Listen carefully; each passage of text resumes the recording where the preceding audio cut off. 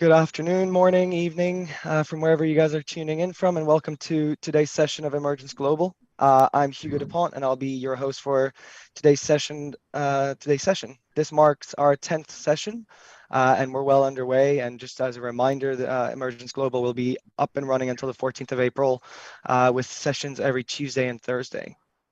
For today's session, we have a very exciting lineup. First, we will start off with 5 pitch presentations from within our very own ecosystem. We then have the privilege of welcoming 2 very exciting panels, our food tech and our climate tech panel. And finally, we have OLMA Fund that will present their luxury retail opportunity. Before we proceed, I do want to mention that if you're already using the CRIISP platform, please make sure to head on over to our networking/exhibitor zone to network with any of the founders or with anyone else that you want to. So without further ado, I'd like to welcome Richard White, CEO of Kelda Showers. Kelda is a green tech water and energy saving technology business, which is seeking a £2 million equity raise to deliver on its immediate £150 million pipeline funnel and high growth business plan. Richard, the floor is yours. Okay, thank you, Hugo. So as Hugo said, we're looking to raise £2 million for a 25% share of the company. And the last chart you'll see today will show you that with some very conservative forecast, that would give you a 6 times payback over 3 years. So why Kelda? Well, we're pioneers in air-powered water-saving showers. And there's a massive difference between our showers, which are positively air-powered, to ones that just suck in air and are called aerated showers. Aerated showers basically cause a mist. You'll be in there all day trying to wash shampoo out your hair. With our showers, bigger droplets, so much cleaner and faster cleaning. And then you can see on the accreditations underneath all of the people we work with and who verify our data. And in terms of technology, we developed that with Southampton University. Why is hot water important? This obviously is UK data, but I think it's pretty consistent in most of the developed world. Basically, showering accounts for about 50% of all of the domestic hot water that is consumed. And our showers, by and large, use 50% less water and energy, so hence you get this massive saving. How the technology works, so it's a fan that positively creates an airflow. We inject the water into it. We have much bigger shower head openings, and therefore our droplet sizes are 2.5 times bigger. And because of the power from the fan, you end up with 15 times more impact, so great cleaning. These are all the people we work with and accredit. The SALEX is a government scheme that actually offers grants, which we now qualify for in the UK, and everything is signed off by the Energy Savings Trust in terms of the savings that we make. We started out with what we call just the air-powered showers, with the one on the right here, which is for swimming pools, leisure centres. Payback in that sector is usually less than 6 months. And then we've used that technology into a consumer unit that we're now progressing with new build in particular in the UK. But both of these technologies use 50% less water, 50% less energy, don't compromise the user experience. We're working with the UK government, sorry, we skipped up there, to set what we call a new SAP trial. And you can see here our data, in fact, we use less than 50%. But the user experience is fantastic.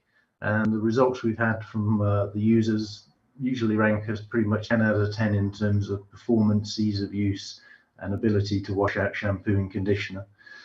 We've recently done a whole load of case studies. I'm not going to dwell on them too much, but this one was with a hotel group where our deluxe panel saved them 74%, and a new technology, which I'll talk about later, bubble spa, saved them 53%. That was in a 3-month trial.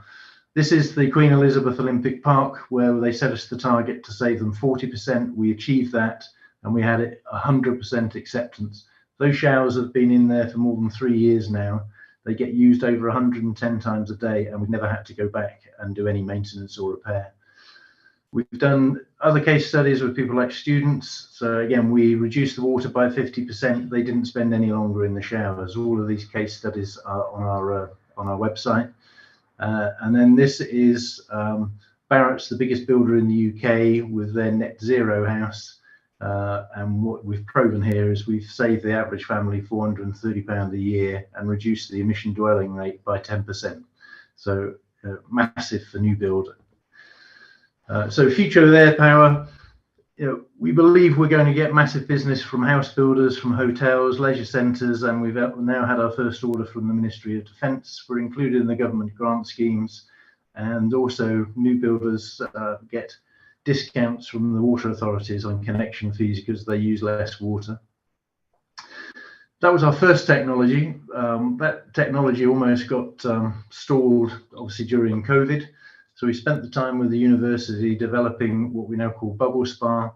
And part of the investment that we're looking for is to develop this to the next level, where it's a self-powered unit. But the bubbles you actually see, you can go on our website again and watch the video. I won't show it now because we've only got 8 minutes, but it's a fantastic experience. And it can come, you can use it with existing controls if you've got built-in. It can either be ceiling mounted or wall mounted. All of the technology is actually in the shower head. But we can obviously provide the full solution if you want it as well, both in terms of built-in and exposed. So that's our full range. On the left for leisure centres, anti-vandal. In the centre there for new build, where you only want to use 5 litres of water, and then the new Bubble Spa technology in its various formats. The other thing, obviously, for investors, we're producing this in the UK and selling it under our own brand, but we're looking to license these technologies through a number of global branders around the world, which could see launches in up to 134 countries. And then our forecast versus our opportunity list. So you can see here, we've mentioned before, house builders, Ministry of Defence. We've got some fairly low numbers in terms of our forecasts. In fact, it's kind of 2%, about 4%, and less than 10 over the 3 years. So budget this year 3.7, which is 2% of that pipeline. Hugo actually said at the start our pipeline was 150. That's what it was in December. We've already added another 12 million to that in the first 6 weeks of this year, so we're now at 162. Oh, sorry, 8 weeks. But the main kind of benefit is obviously at the bottom here. So we believe we'll get an exit of about 10 times EBITDA because of the technology. So if you put in 2 million for 25%, or obviously a number of different people got to 2 million to get the 25%, that would be more than a 6 times return in 3 years. So we also believe that the pipeline, we could absolutely smash those numbers. So we believe that's conservative. So that is the proposal from Kelda.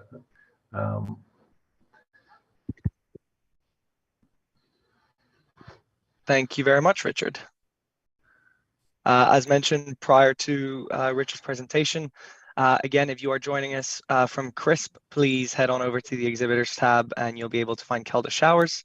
In addition to that, you will also, if you're joining us from YouTube, there is a link in the description that you can head on over and find Richard as well from Kelda Showers. Yeah. So okay, thanks, Hugo. Thank you, guys. All right, I'd like to now invite Niels to do his presentation.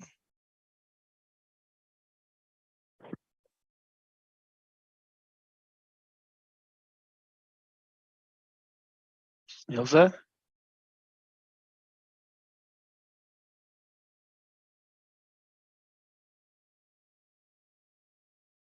Niels, are you there? If you are, you're on mute.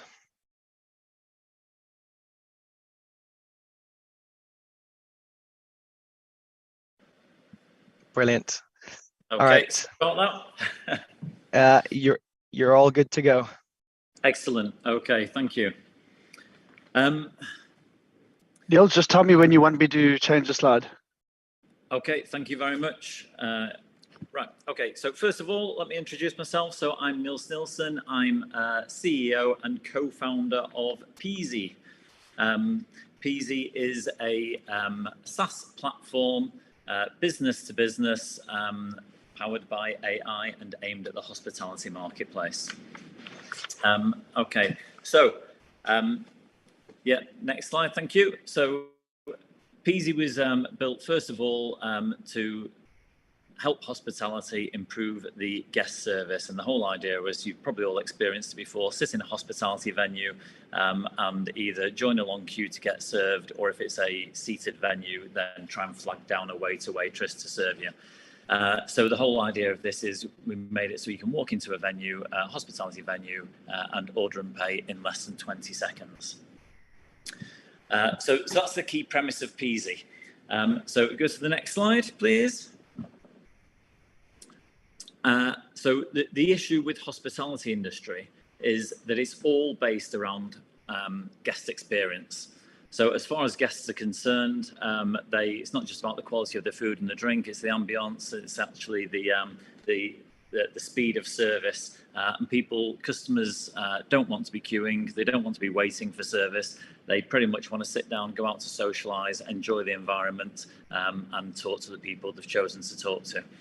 So that's as far as the guests are concerned, that's their issue. But as far as the operator's concerned, it's a case of the labour is the biggest cost in hospitality. Coupled with that, about the actual difficulties at the moment recruiting people in the hospitality industry. There's actually a shortage of staff. So retaining staff is important to them. And then the speed of service and the way they deliver that service during different times of day.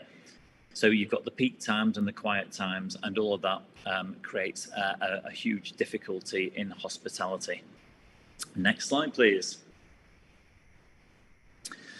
So the solution is Peasy. So Peasy started out as a mobile order and pay solution, just order and pay from your phone. And we did this first and foremost to make it, we put the guest first, and that's the key thing about our proposition. I've spent over 20 years working with the hospitality industry, and the whole point is putting the guest first. So it's the app that we wanted to be able to use. It's a case of no app to download, scan a QR code. It comes up instantly with the live real-time menu showing what's in stock, what's available. Select the item and then go straight to payments. So there's no signing up, there's no downloading of apps. It's a web app. It's nice, fast and simple to use. And the whole idea is you can walk into a venue, as I mentioned earlier, order and pay in less than 20 seconds. So that's what Peasy is doing, okay, but it's more than that. It's just it's actually one complete platform. So the order and pay came first, and then the next steps are, we've got the POS solution and the kiosk solution, which are currently about to be launched in Q2. So a handheld mobile POS solution and also a small kiosk solution. So it's all about self-service. And I mentioned earlier, this is powered by AI. So when using the phone, it doesn't know who you are, it doesn't know how old you are, and it knows nothing about you because you've not registered, you've not downloaded any information. But what it does know is it knows the device ID and it knows what you've previously ordered. So AI will actually help the guest actually find items that they want and make suggestions of what they might like, along with doing pairings and so on with items they've selected. If you wouldn't mind moving on to the next slide, please. So the AI side doesn't just cover the guest side of it. The main area for the AI is actually for the operator. So as far as operators are concerned, I mentioned peaks and troughs of service. So during quiet times, it's really good to actually serve signature dishes and signature drinks, so cocktails, and do a little bit of flaring and the entertainment, and make the cocktails and do that at quieter times. But at your real peak, the last thing you want when you've got a lot of people queuing at the bar is lots of people ordering cocktails. So the way that we've actually built this in is that the system automatically can know what items are quick and easy. It knows how busy the venue is. It knows what items are quick to prepare, and it can automatically change the menu to suit the time of day, how busy the venue is, and several things like that. So it actually optimizes the actual sale of items to help the venue deliver better service and to deliver better choices. An example of this was the fact that we actually did some fan parks during the World Cup. We had venues, 3 venues, 1 in Spain, 2 in the UK, and they all had in excess of 3,000 guest capacity. During the England-Wales games, we were processing more than 20 orders per second at its peak in these venues, and that's where we were actually suggesting that people, instead of ordering 1 or 2 pints, they were ordering. There was a deal on for ordering 6 pints for the price of 5, and so on. So it's all about actually changing the menus to actually suit those trends. Next slide, please. So the benefits as far as the operator is concerned, as I mentioned, is it's actually about increasing the spend per head, making it easier for the guests to order. So the guests, it increases spend per head because the actual guests are actually looking at a menu, they're perusing the menu in their own time, and then they tend to order higher value items just because they're not being rushed into making a quick decision and discovering new brands and new items. Also, because they're not waiting to queue or to serve, they actually order when they're ready to order, and that increases the actual spend per head and the actual table turn times, which increases revenue and so on. Very much key to this is where we're using the self-service elements. That's the kiosk and the order through phone, is the reduced wastage and theft, because the actual guests are ordering themselves.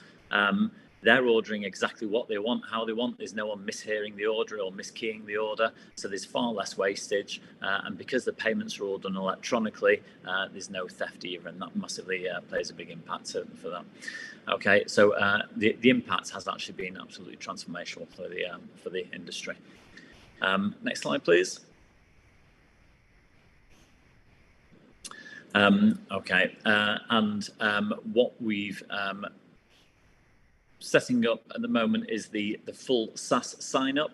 If you went to our website at the moment, what you see is the current method where they need to inquire to buy and so on. But in the next month, we'll be launching the new SaaS model where customers will be able to sign up immediately and go live within 2 hours. So low cost, same day, low cost setup. Next slide, please. So as far as the actual UK and worldwide hospitality, so in the UK there are 120,000 hospitality venues worth over £100 billion. Europe and US over 2 million venues worth over £1.5 trillion. I've mentioned that we've currently done trials, so we've got sites in the UK, we've done sites in Spain. But the idea is that we will take this global, with it being the SaaS opportunity. So Europe and the US are very much on target for us. Next slide, please. So to date, the way that we've done this is we've been onboarding venues. So we approached, first of all, higher volume venues. We've got over 100 venues using it. We've processed over 2 million transactions and over £32 million in sales. This will change as we move on to the SaaS model, and as we bring in the POS and the kiosk operations, it widens the market and where we're taking this to. Next slide, please. So our revenue model, as I mentioned, it's SaaS. Okay, so it's a low cost model. So we're talking about from £100 per month. For the self-ordering solutions, it's actually free of charge for the POS solutions, but it's okay, so from £100 per month, but then a transactional fee where we are charging as low as 1.4% and 20 pence per transaction, and we're earning a amount on each transaction of those. One of the key things I will mention is that we targeted hospitality because we can actually influence the buyer in the venue. We can change their minds, we can help them buy things, we can improve the service, and obviously we're doing digital menus, which means that we can also identify allergens and things like that. There is also the option of taking this into retail in simpler ones, but that's more likely to be competing more on price rather than the actual value we bring to the suppliers, to our clients, sorry. Next slide, please. Okay, so the venues that we've currently put Peasy into, so it's currently installed in numerous bars, restaurants, coffee shops, small chains and groups. We've got several other deals in the pipeline. We're currently talking to one company with over 250 sites, and we've got several other large clients that we're in talks with. We've got some very, very good reference sites. And we see the most of the online business will be independent and smaller traders, but at the moment for the direct sales and so on, it's the multi-site operators, the food halls and more complex side of things. One of the key things that we're doing is we're actually dispensing the orders to the kitchen, to the bars and so on, and that's actually speeding up the actual service. We're also doing we can also do it as well as in venue ordering, collection for orders for collection and for delivery. Sorry, Niels. We have a tight schedule this evening, so I'm gonna have to cut you off there. But sorry about that. But for anyone joining us, please make sure to head on over to Peasy, that's Peazi on the CRIISP deal room. You can find them under the exhibitors tab and request access and find all this information. Thanks for joining us, Niels, this evening. All right. Thank you very much. Thank you. Thank you. Our next pitch this evening is Andrew Robertson, Director of Fish Farm Technologies. Fish Farm Technologies is developing a proprietary aquaculture technology in collaboration with Trento University and Stirling University. Andrew, the floor is yours.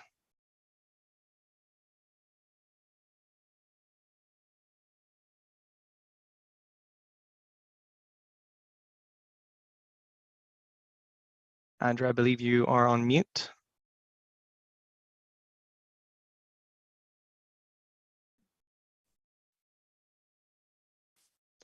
Thank you.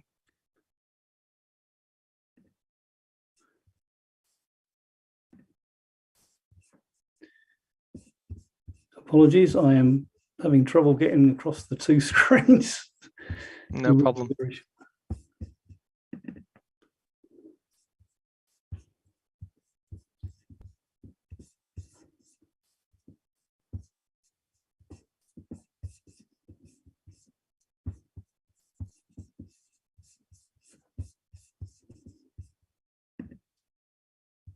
All right, brilliant. Bear with me.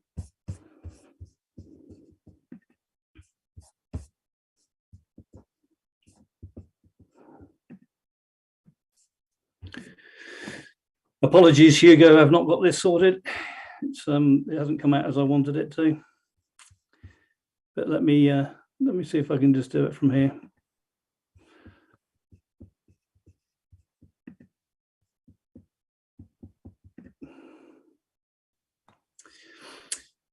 Perfect. Hi, my name's Andrew Robertson. I am the director and co-founder of Fish Farm Technologies Limited. Recirculating aquaculture systems, or RAS, grow fish to market size on land. It's an emerging industry with a current value in excess of £4 billion, and the market is set to double by 2029. Since 1990, aquaculture production has grown from under 20 million metric tons to over 120 million, and overtaken wild capture fisheries in 2014 as the largest market producer. A significant issue for this industry is that fish grown in these systems can have a muddy taste caused by naturally occurring bacteria. To combat this, the producers currently have to starve the fish for a 2-week period in a different system before harvesting, which leads to substantial additional capex and opex, as well as considerable revenue loss. Fish Farm Technologies Limited, in agreement with Trento University, is drawing up an exclusive arrangement to develop a proprietary technology that eliminates these issues. Given funding, we will carry out these trials in Scotland to prove its efficacy, and if successful, we'll seek to patent the process IP and sell it to the market in a black box environment. We will focus on the wrasse salmon market before broadening the offer to different species, including shrimp. There are over 100 companies currently producing or in the planning stage to produce salmon in wrasse, with planned production of 2.4 million metric tons. Fish Farm Technologies Limited is EIS compliant and is raising 500,000 of equity to carry out these trials. We then aim to capture 25% of the planned wrasse salmon production market, and in 10 years we will attain revenues of 160 million with an EBITDA of 70 million. Salmon has become the most widely farmed fish species in Europe and the Americas, and as a product is exported to over 120 countries. Due to its excellent health properties and versatility as a food ingredient, salmon has become the favorite fish of choice despite the wide-scale problems that beset the sea cage farming industry. The move to wrasse production has been driven by ever-increasing costs of marine-based aquaculture due to biological issues from sea lice, gill amoeba, algae blooms, and pathogen spread, which leads to massive mortality events. Warming seas and severe weather events and increasing regulatory control has no anticipated or forecasted improvement. Salmon production costs have more than doubled since 2000, and biological costs are up tenfold, allowing wrasse farms to compensate and compete in this space. So let's put aquaculture into a global context. Since 1990, we've seen a 527% rise in global production from under 20 million to over 120 million metric tons, and a rise of 122% in consumption. Aquaculture output is set to double in the next 15 years to approximately 250 million tons. wrasse has had many, many billions invested in it in the last 5 years, with over 100 farms in the planning phase, which collectively could deliver an estimated production of 2.4 million tons, which would double existing production as it stands. Major salmon producers are starting to invest in wrasse, and Grieg, with one of Norway's largest producers, joining this particular wrasse trend. So what's this muddy taste all about? The most critical of these two compounds are geosmin and 2-methyl isoborneol, or MIB, and even at low concentrations impart a muddy taste to the flesh.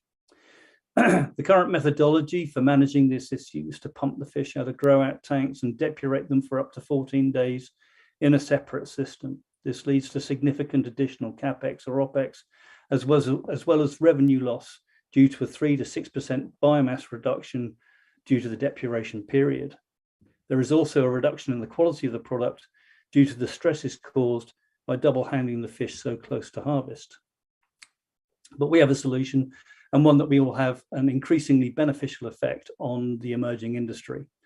Trento University has devised a proprietary technology that combines ozone, a widely used function in wrasse farming, with photocatalysis, known as PO.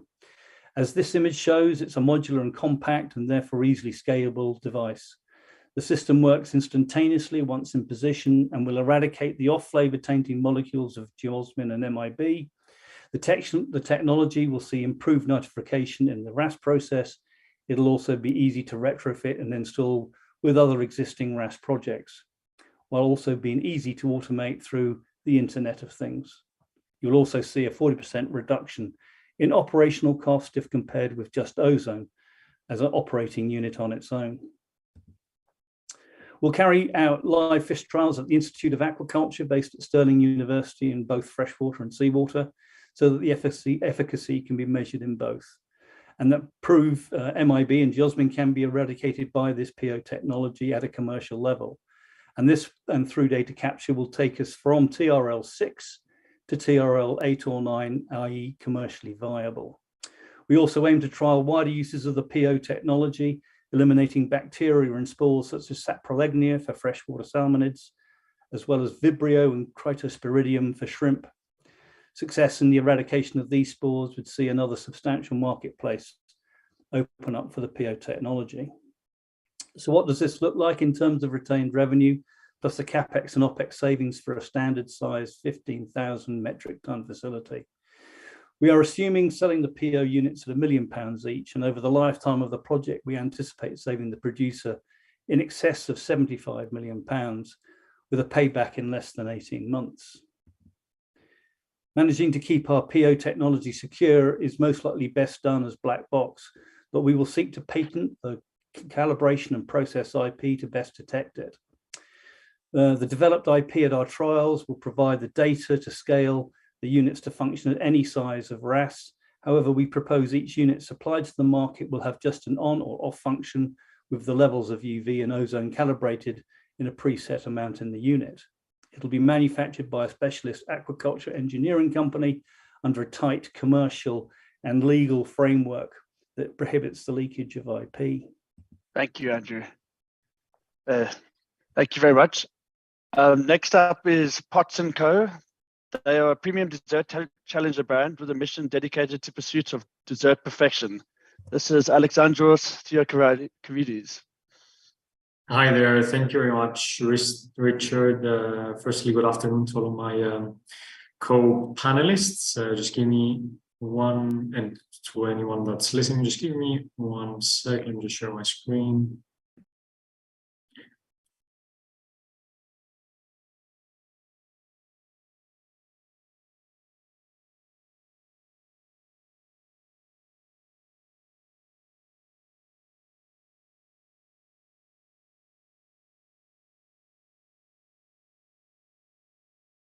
Great. So hope everyone can see this.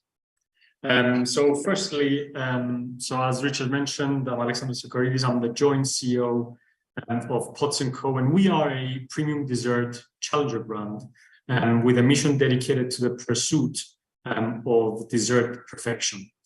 So since we started trading about 10 years ago, we've always aspired to close the gap between the type of artisan desserts that are usually found in Michelin star restaurants and those sold to the masses on supermarket shelves.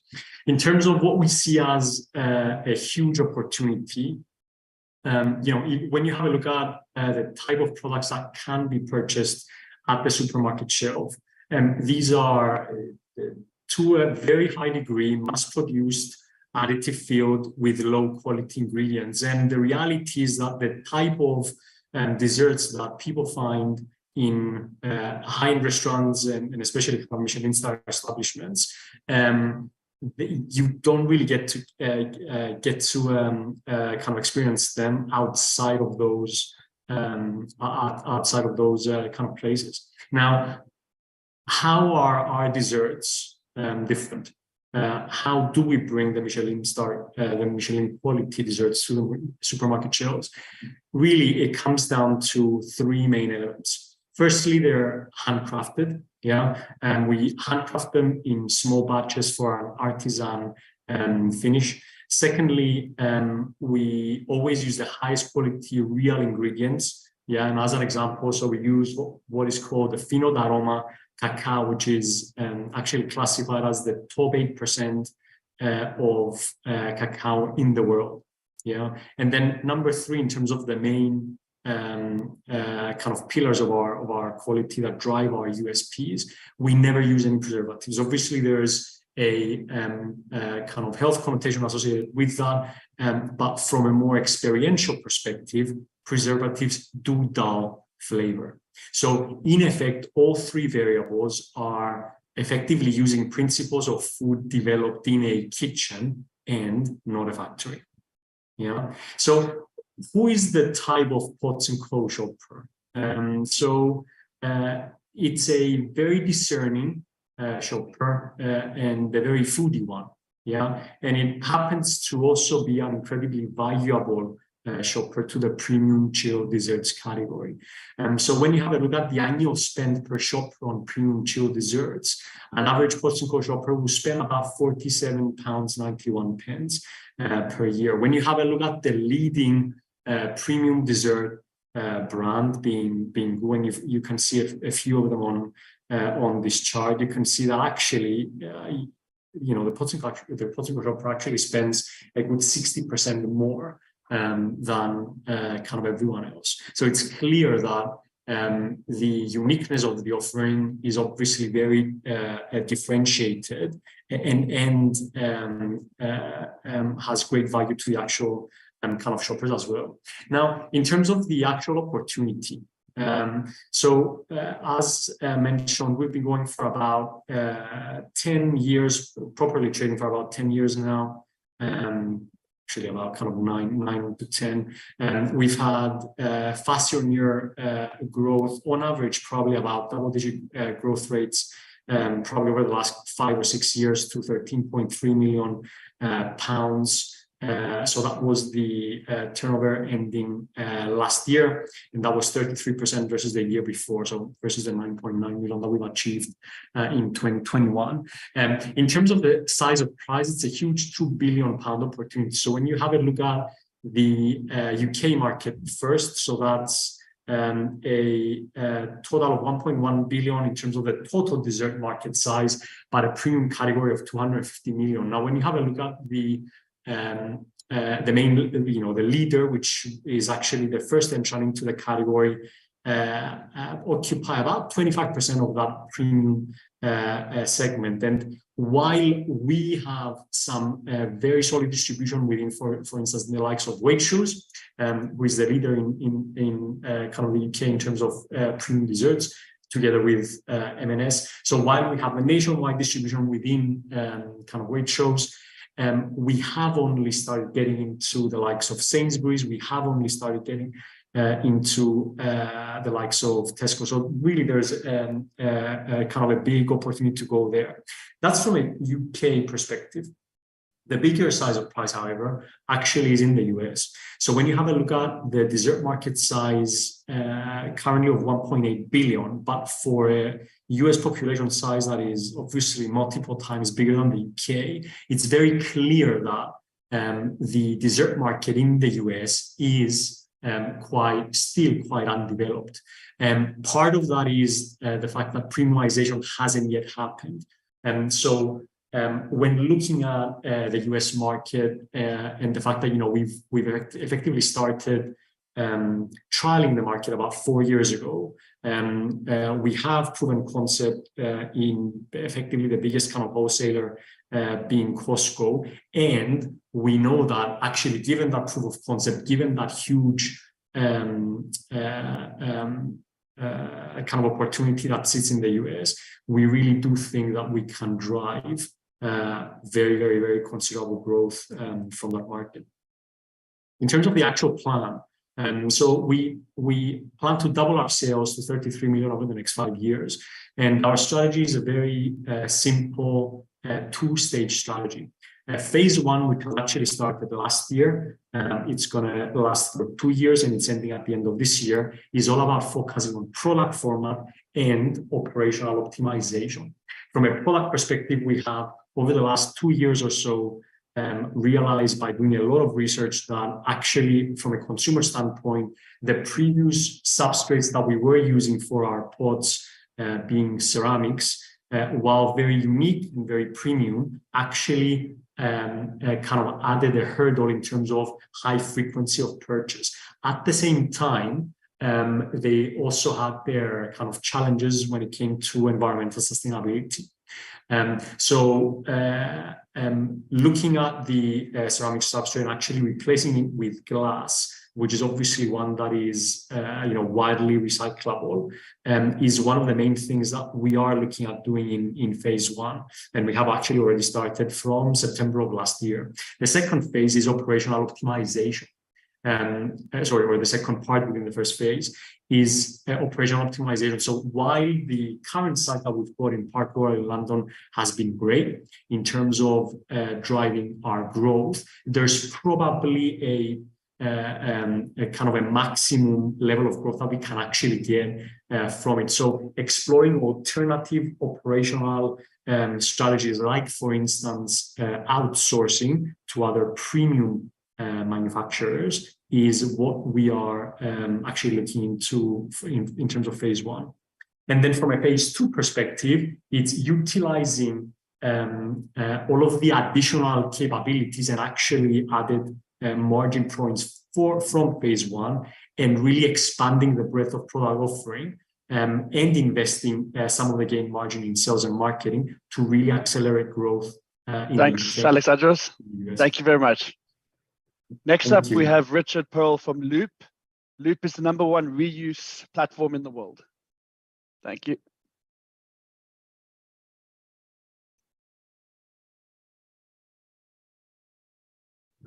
Yes, it seems not to let me start my video. It says the host has stopped it. Now it says, go. Okay, here we are. This is great. Greetings. And hi, everybody. My name is Richard Pearl, and I am, is my video off now or it was? Okay. No, it's still on. Okay, good. So first of all, give me a second just to get this screen up. And here we are. So Richard Pearl, speaking to you from the United States. I live in Manhattan and our offices are nearby in New Jersey. For 15 years, I have worked at TerraCycle, which is the world leader in collecting, sorting, and recycling hundreds of waste streams that no other company recycles. Basically, the cost of making most packaging is so low that you can't afford to recycle it. Recycling is generally only available for glass, paper, water bottles, and beer cans and the like. So we've kind of mastered that by making partnerships with brands and retailers that pay us to collect packaging, and in some case, products themselves, to have universal collections within the country, either at retailers, at schools and offices. And we're doing this in 20 countries, and we're profitable and growing. But we realize that recycling things that should never have been made in the first place, single-use packaging, that means basically a linear process of extracting, manufacturing, using it once, throwing it out, and starting again, is not a good thing for the planet. We got there, and I'll talk about how we got there in a minute. But the brands and retailers, we're talking Carrefour in France, Tesco in the UK, Walmart in the US, Aeon, largest retailer in Japan, and the brands P&G, Nestle, Unilever, PepsiCo, L'Oreal, Colgate, and many, many others. You'll see we've signed up 200 people for this new initiative I'm telling you about called Loop. They asked us to create Loop, which is the beginning of the end of single-use packaging and the return, pretty much milkman model of a good package that'll be taken by the consumer, subject to a deposit. So you're getting your favorite branded products at your favorite retail stores in multiple countries. You have a deposit on the package, you return it in lots of different locations, dirty, empty, you get your deposit back, and the package comes back, gets washed, and returned to the brand for refill and back into the cycle again after multiple lives, minimum 20, but we're going to get to 100 washes and reuses each time. The package is 100% recyclable, and we've signed up many of the world's largest brands. Where do we stand today? And then I'll walk you through it. We raised a Series A. Included in that are P&G and Nestle and some private investors, as well as venture funds, et cetera. It was about $25 million. And we've gotten it pretty far. We're now doing a Series B. And I was not necessarily coming to wholesale investors. I'm mostly speaking to strategics, but wholesale investors contacted me and said, there might be some people in this group who are interested. So I hope you enjoy the presentation. Again, I'm Richard Pearl from TerraCycle, which is the manager of Loop, which is sort of a spin-off. TerraCycle is recycling and Loop is reuse. So imagine that you could buy something at McDonald's and return it at Tesco if you're in the UK, or buy it at Tesco and return it at Waitrose or Sainsbury's or Asda, and then pick it up or drop it off at Burger King. All of those things is what Loop is about. The goal is to replicate commerce, making it easy, convenient, and affordable, and allowing consumers to buy anywhere and return anywhere. It all started with the fact that before there was plastic and single-use packaging, there was durable packaging.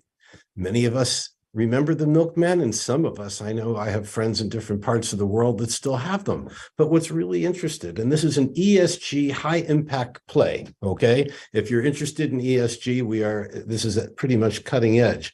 When the manufacturer owns something, they build it to last, like the milk bottle. I'll speak in dollars. If the milk bottle costs $10 and you got 10 uses, it's $1 a use. But if you get 100 uses, you're down to 10 cents a use. And that worked. People made better packages. They came back, got washed and used. And then sometime in the 1950s, they invented plastic and no one knew what to do with it. But someone said, liberate mother from washing. Just use it once, throw it out, and do it again. Make it, use it, toss it. And that was a fundamental change. And this is an advertisement for that somewhat crazy idea that dominates our lives today and that we take for granted. But when that happened, the package was no longer an asset of the manufacturer because the ownership of the package passed to mom and the family.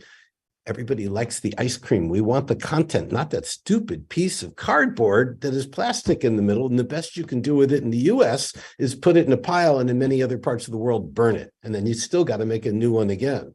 But what happened was when ownership passed to mom and end users, the milkman no longer had it as an asset, it had it as a cost of goods sold. And the only way to make more money from a cost of goods sold is to make it cheaper. And this is the story of waste. And it's because of things being so cheap that's why TerraCycle exists. But the reason for Loop is to restore ownership of the package back to the brand, get a better brand that's fully recyclable, zero waste, but you need a deposit system because the packages are expensive. Here's an example which Häagen-Dazs has done with us. Again, you're going to love the brands that are involved, and I'm moving fast, only have a few minutes, so I'm going to move super fast now. Look at the old container, 10 cents, say. Look at the new container, $3. But at 100 uses, you're up to $10 over here and $3 over here, plus the cost of cleaning. So if we can get cleaning down to 7 cents a wash, we're there. Look at the brands who've signed up. I won't all this has a data room that's live on Wholesale Investors, so you can get more detail there. We are operating already in several countries with major retailers. If it's blue, that's where TerraCycle and Loop operate. If it's green, it is where TerraCycle operates, and we'll get Loop there later. Basically, you can kind of see the brand takes packaging and sells it to the retailer. The reseller sells it to the consumer enjoys it, and that's where the product stops. But the package continues, and the consumer returns the package dirty, empty. It goes into our facility where it gets clean. This is a facility in partnership with Ecolab. It's good enough that Nestle is letting us use Gerber baby food in cleaned packages from this facility and other facilities. And then it goes back to the brand for refill. Here's an example. The largest retailer in France, Carrefour, on the shelf. They're already in about 100 stores, and they'll be moving to 250 by the end of the year. And not just in Paris, it's now gone national, and they're on a trajectory to 500 stores. Japan, largest retailer there, Aeon, and they're on a trajectory to grow. This is Tesco in the UK, did a pilot, and they told us they were going national. And then some guy named Vladimir started a war in the Ukraine, and some guy named Boris came up and said, we're having a recession here. And Tesco put all marketing and sustainability on hold during the recession. And so we're launching with them as we see the end of it. But Tesco is looking to take this big. They actually did a reuse study that's available online and in the data room if you get there, which will tell you why they're excited about this beyond expectations. Walmart, you've heard of that one in the US here. Giant Foods, owned by the Dutch retailer Ahold. They're already with this in the US and growing. And basically, to just conclude, and I'll then make a couple more points, time permitting, you can kind of see the timeline of Loop. The Series B is to get us to 1,000 stores where this thing pencils out nicely. It is probably the world's best hope to be the beginning of the end of single-use packaging, and it's a very good moneymaker.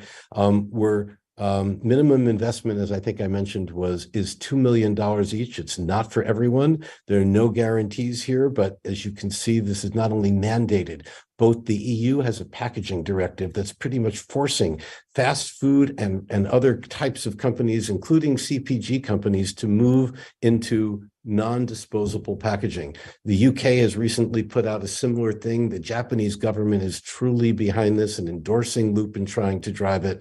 Japan, and the largest retailer there called Aeon, is already in over 100 stores and growing fast. So this is an invitation to join us.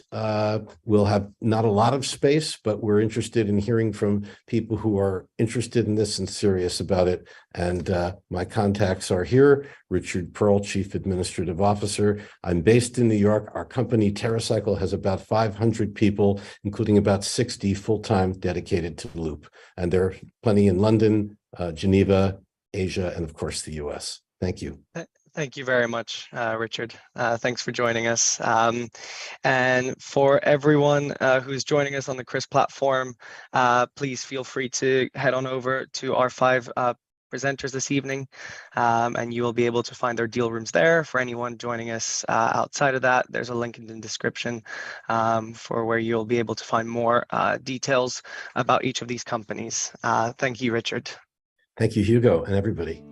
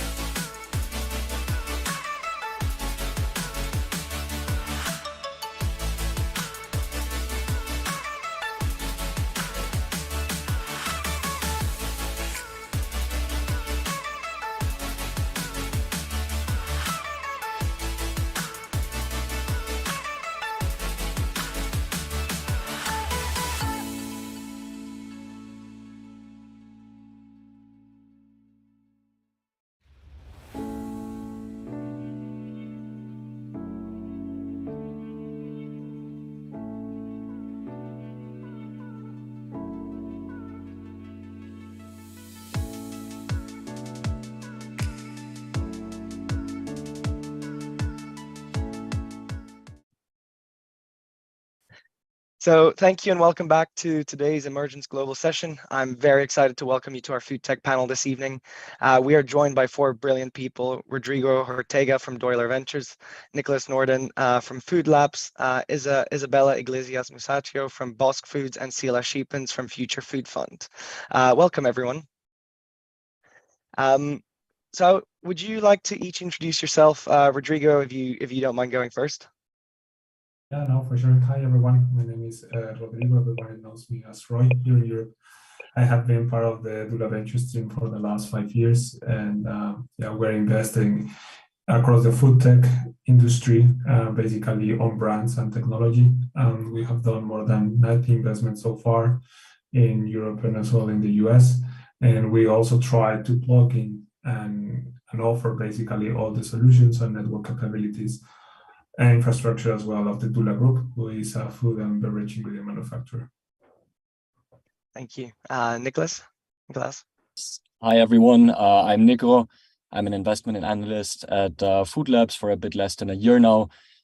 Food Labs, we're a Berlin-based early stage venture capital fund. We're investing at pre-seed and seed stage into everything food tech, agricultural tech, and lately also looking a lot into climate tech. Isabella? Hi, everybody. I'm Isabella. I'm the CEO and founder of Bosque Foods. Bosque Foods is a biotech company. We're creating next generation meat alternatives, working with fermentation, specifically mycelium. Yeah, happy to share more about it today. And finally, Sila. Hi, everybody. My name is Sila Schepens, calling in from Amsterdam, partner at Future Food Fund. We are a food and agri specialist fund, impact fund as well, investing in C Series A Northwestern companies, based in Northwestern Europe, and very much looking forward to joining the panel today. Brilliant. So thank you all for joining. So just jumping straight into it, I guess we can maybe start with you, Sila. Perhaps what are some of the most promising food tech innovations and trends that you're seeing right now? And, how are they transforming the food industry? Well, not an easy question to start. A lot has been going on in 2022, especially, and now we are all, I think, as venture capital, very much looking forward how this will evolve in 2023. Obviously, less money was invested. So what's going to happen in 2023? We're very excited to see all that happen. So very super exciting for me at least, or for us at least. I think the whole cultivated meats sector is looking very promising with the upside approval. Good Meat is selling chicken in Singapore already. So those are very exciting times. But I think on the point of Isabella, fermentation is picking up massively. I think 1 out of 3 decks that we get is something with mycelium or something with fermentation. So that's very exciting as well. Plant-based, they have a hard time, but hopefully they'll pick up. And not everybody's going to survive, but if they are going to be investing more on taste, texture, and bringing the price down, then we'll see what 23 will bring. Brilliant, thank you. Nicolo, do you have anything to add to maybe what you guys are looking for and what you guys are seeing in terms of the most promising food tech innovations? Absolutely. I think that Sila already gave a very good overview of what's happening in the market at the moment with cell cultivation and fermentation companies. I think a very interesting technological approach that we're also looking into at the moment is molecular farming. So essentially, you take a plant and you genetically modify it in a way that it can express certain proteins. I think what's interesting here, or why is this interesting in comparison to maybe the other technologies that Sila just mentioned, is just the fact that this market is not as crowded yet. There is just less companies that are well funded. I mean, there is Moolec and there's Noble Foods, but all the other companies in that space are still fairly early. So I think both from an investor's point of view, but maybe also from an aspiring founder's point of view, molecular farming is a space to look into at the moment. Great, thank you. Perhaps Rodrigo, if there's anything else to add to that. Yeah, I mean, on the technology side, I guess those are the specific topics that I would also mention. Maybe on the consumption side, so as Sila said, basically taste is becoming the most relevant part, and that's also why probably she was referring to plant-based having a hard time, right? So it's now for entrepreneurs to demonstrate their capabilities to create exciting and really good tasting products. I also believe that one of the biggest trends in the future is re-innovating categories that were basically lagged behind and haven't seen innovation in many, many years. The potential topics, for example, integrations that we are evaluating is there a way to create a sweet coffee, for example, right? So most of the people, they drink it either with milk or with sugar, meaning that they like the functionality of the ingredient, but not the taste per se. So those are the things that we are looking at more on the brand side, the modulations that you can do, to create new solutions and to appeal to new consumers, right?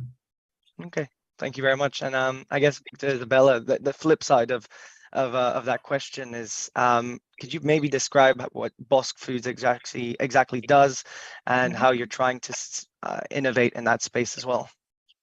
Yeah, absolutely. Well, we are, as explained, we're a biomass fermentation company, so we're fitting very firmly into the mycelium space that Sila was just mentioning before. So we work with a unique novel fermentation method where we're able to produce this, for us, super ingredient, which is mycelium. We then use that to create much better textured products. So in terms of our USP, like if you compare it sometimes to the plant-based industry, we're able to really grow the texture that a lot of those plant-based products have to achieve through ultra processing or through adding tons of different types of additives or synthetic binders, texturizers. We grow that naturally. So we're able to create just at the base an ingredient that is very, very competitive with plant-based products in and of themselves. And also our mycelium is extremely nutritious. So it's really enabling us to create products that are healthier, cleaner, less processed. So In that way, that's really a comparison for the plant-based industry. But for the cell cultured industry, maybe cultured meat, mycelium is a solution for today, right? A lot of those companies that are getting traction or are getting regulatory approval, that's fantastic, but the industry as a whole is not necessarily there, as a mycelium is, right? We can scale these types of solutions now. And I think that that's really exciting because we're able to create better products maybe for today, whereas cultured meat will be creating amazing products, if several years down the line. And lastly, I think what's quite interesting is that we're developing a fermentation platform which allows us to cultivate mycelium, and we're focusing on meats first, but that's not the only category that we can actually have applications in. We're also applying our mycelium in seafood, dairy, functional ingredients, and many more. So yeah, there's a lot to untap there. Okay, great. And I guess, touching upon what perhaps Sela was saying earlier, in terms of the taste, texture, and stuff, which might not be at the standard of other foods. How would you approach the research and development to improve those value of the products, and what role does maybe customer or consumer feedback play in that process? Oh, okay. So in terms of research and development, we are focusing on taste, texture. Those are the primary things that we focus on first. So if you're just kind of like looking into our product development plan, the first step for us is actually developing the texture and the structure. And then after that, we're developing different flavor profiles that work for the different types of products that we're going after. So for us, it's chicken and pork today. And I can go into more specifics if you have further questions, but your second question was, sorry. What role does consumer or customer feedback? Yeah, exactly. That's actually huge because for us, that's what we use as our guiding point. So we do consumer tastings and samplings. We also do early client tasting and sampling. So we're already sampling our products with restaurants, with chefs. We're getting feedback. They're giving us an indication of what consumers will actually like, what they're already adapting to. And then we use that to kind of have a loop and a feedback back into our R&D. So yeah, it's a hugely important aspect of developing a product that will have product market fit for us. Yeah. Okay, brilliant. And Sela, on to you. Future Food Fund is an impact fund contributing to transforming the entire food system. And one of your core themes that you look at is alternative proteins. How do you see the competitive landscape evolving in the alternative protein space? And what are some of the key factors that you think will differentiate successful companies from those that struggle perhaps in the space? Well, it depends on what vertical you're looking at, right? So it's cell, it's fermentation, it's plants.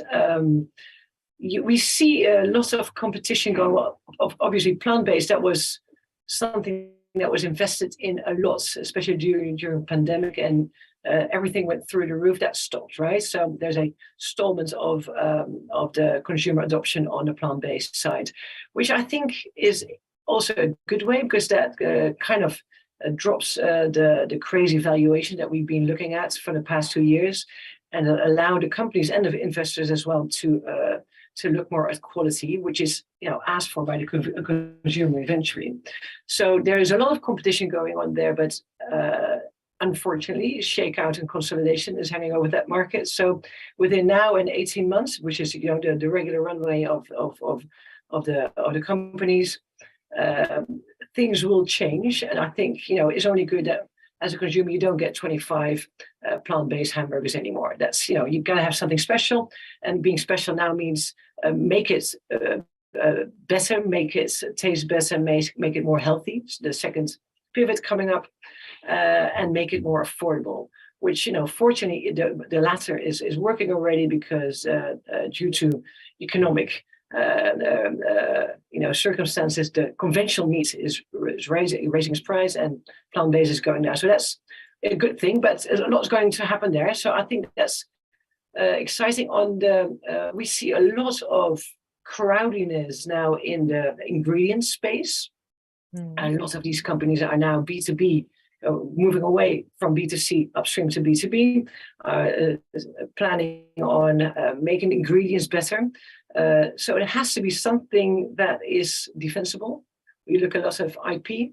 There has to be, a lot of inventions are going on here, and there's a lot of focus now on sales.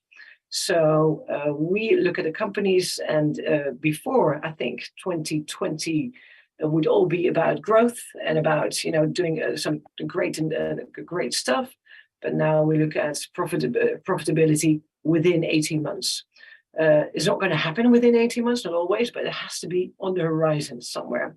So make sure you as a company, that something that you have is defensible, that you are, even though you're in a crowded market, have something that is different, and make sure that your sales, your business developer is on board. Preferably he or she's a co-founder. Right, makes sense. Nicolau or Rodrigo, do you have anything to add to that in terms of the competitive landscape evolving in the alternative protein space and some of the factors that differentiate successful companies, maybe that you've seen? Maybe I take it here briefly. I think Sila already gave, again, a very good overview. Something that's interesting that we are more and more looking into at the moment is not the companies that are actually working end to end, like basically producing the end product, but enabling technologies. So B2B companies that are offering enabling technologies to the companies working on the final product. I think that we're going to see a lot of development here also over the next couple of years. This might be infrastructure plays, for example, companies that are working on bioreactors that are very suitable for the specific space they're targeting. But this might also be software solutions that are trying to, or that are offering potential improvement when it comes to processes. For example, if you look into fermentation, the whole downstream process, I think there's a lot of potential of software and AI to improve these processes. And I think this is also going to be a key differentiator of who's going to win the game. Okay. Just one super fast comment on my side. So we are focusing a lot on alternative proteins, on the functionality. We don't believe that we require proteins for the nutritional value, because there are already a lot, and there are the scale-up technologies that could be bring into it. What we are still missing on the part of protein is the specific functionality.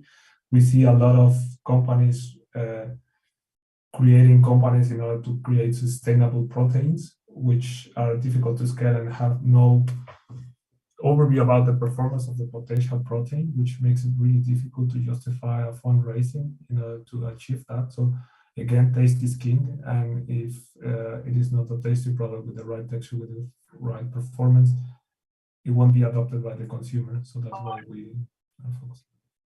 Okay. Thank you.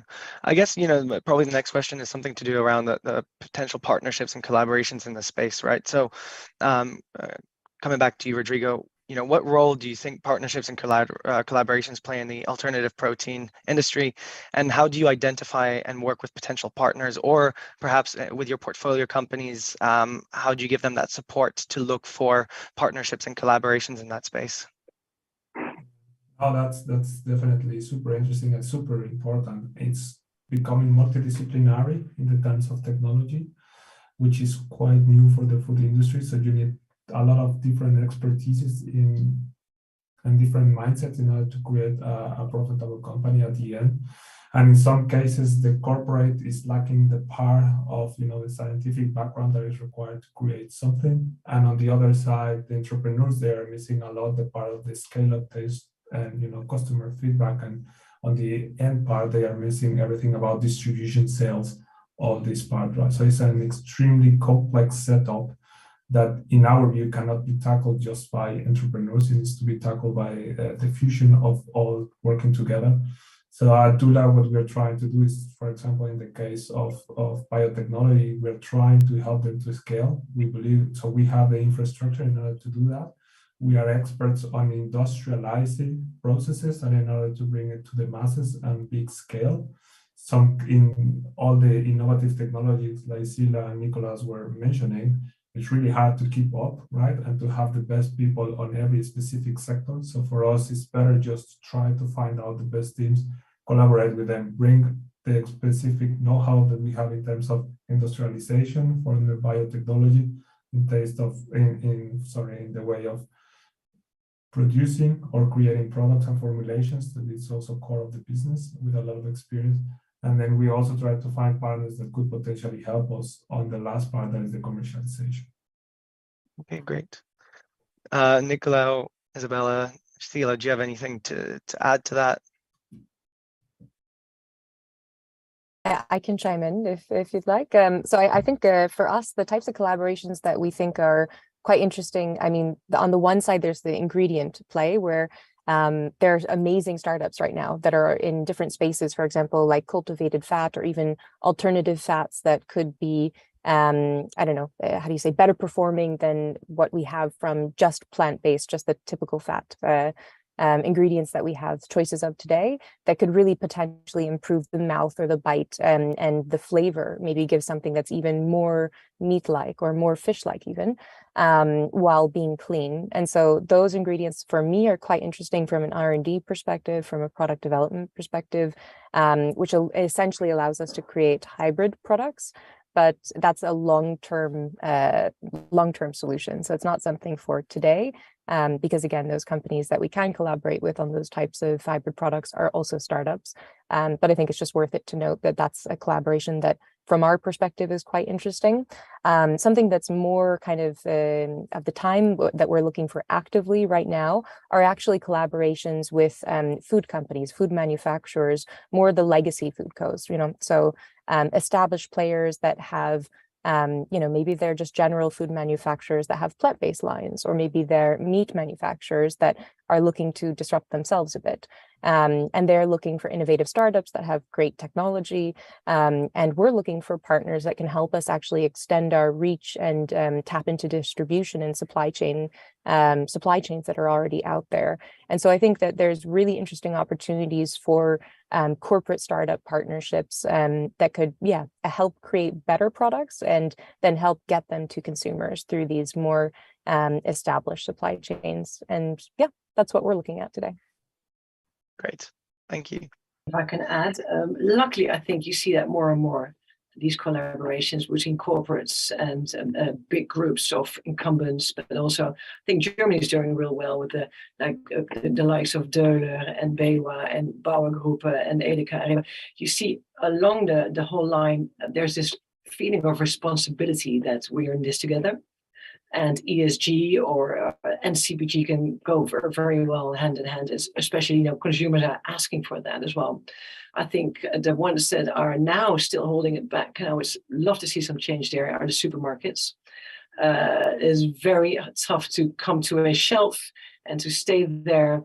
And I think 70% of all consumer spending is done via supermarkets, and they could definitely take a bigger role there and to getting some responsibility to getting these products on the shelves. There are examples. I think it was Edeka who invests in startups and puts them on the shelves and helps them with promotion and communication.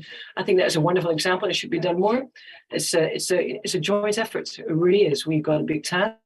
And there's no such thing as a race to market. It's a race to mission, as has been stated by somebody else before.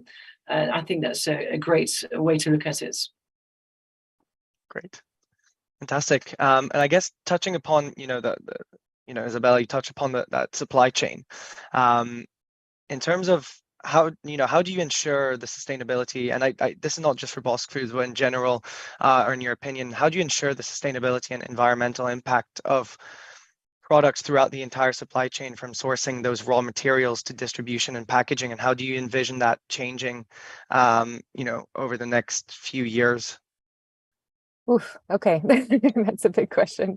I mean, for us, that's so core to what we do at Bosk. I mean, we are developing and cultivating an ingredient in and of itself, and then we're using that ingredient to produce our own products. So the entire chain from sourcing ingredients, our main ingredient is the one that we're growing, that we're cultivating ourselves. So we have all of that really internally monitored, internally regulated, but were, I guess, like the USP, one of them of mycelium is that it is incredibly sustainable. In comparison even to plant proteins, it's more sustainable because it has a fraction of the land, water, energy usage to be able to, of course, grow those plants, but also then extract a protein isolate from them. So, I mean, not to mention any sort of meat product or fish product, mycelium is measuring up as one of the most, especially our method of fermentation, one of the most sustainable options out there for alternative proteins.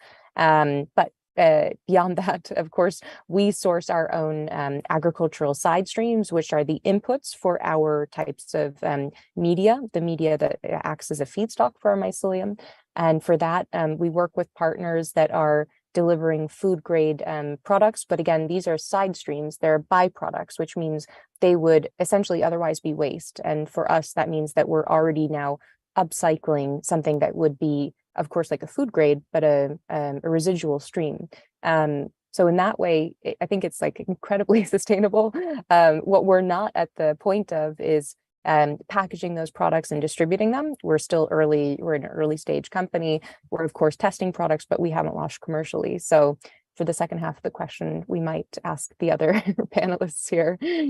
Of course, we have our ideas on sustainable packaging and working with the best types of distributors and retailers, etc. But yeah, maybe some of these investors have more firsthand knowledge working with companies that are working on the downstream of supply chain. Yeah, I guess Nicolas, based on the website, I saw that you guys focus a lot on the value chain of the food industries. So perhaps you could chime in there and provide some of what you've seen. Yeah, absolutely. I think from an investor's point of view, this whole topic of supply chain traceability is a huge thing at the moment. There's a good number of companies out there that are trying to bring more transparency into the whole supply chain. It still remains an extremely difficult topic, I would say. If you just look at the supply chains, I mean, they're not transparent at all yet. For example, when you look at chocolate companies where the cocoa might be coming from farms from Africa or South America, it's just a fact that it's extremely difficult to actually track the whole supply chain. I think there are a couple of very interesting companies out there that are working on this or that are trying to work on solutions for this. I've spoken to a couple of companies that, for example, use blockchain to actually ensure that the supply chain is safe. Then there are companies that are taking life cycle assessments into account in order to kind of estimate what the different types of products, what type of impact they're having. So yeah, I think it's a difficult issue. A lot of companies trying to work on this at the moment. We have not made an investment there, but definitely an interesting space. Great, thank you. And perhaps Rodrigo, working for Doiler, you probably have seen how to put these things onto the shelf or that value chain, especially the last part of it. Do you have anything to add there? Yeah. Definitely, and I guess for sure technology is one of the drivers in order to do that. I believe that as Nicolas was mentioning, so currently the supply chains are extremely complicated and long, right? So shortening the supply chain is one of the main drivers that will achieve that goal. Also part of what Isabella was mentioning, right? So clean foods, right? Reducing the amount of ingredients that is required in order to produce a final product is a major driver in order to achieve that sustainability and traceability part, because regardless of blockchain, regardless of everything, it cannot be implemented on a major level in order to track absolutely everything.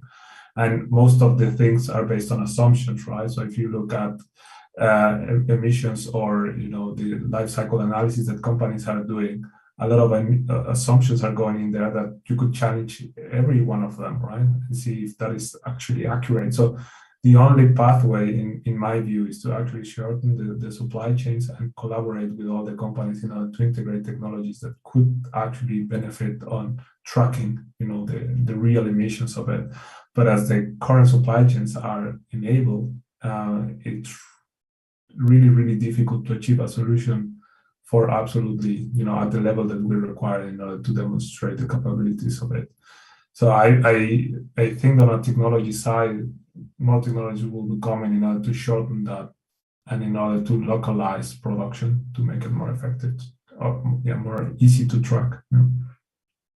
Okay, thank you. So I guess back to you, Nicolas. In terms of, what do you think are some of the biggest challenges that facing food tech company today?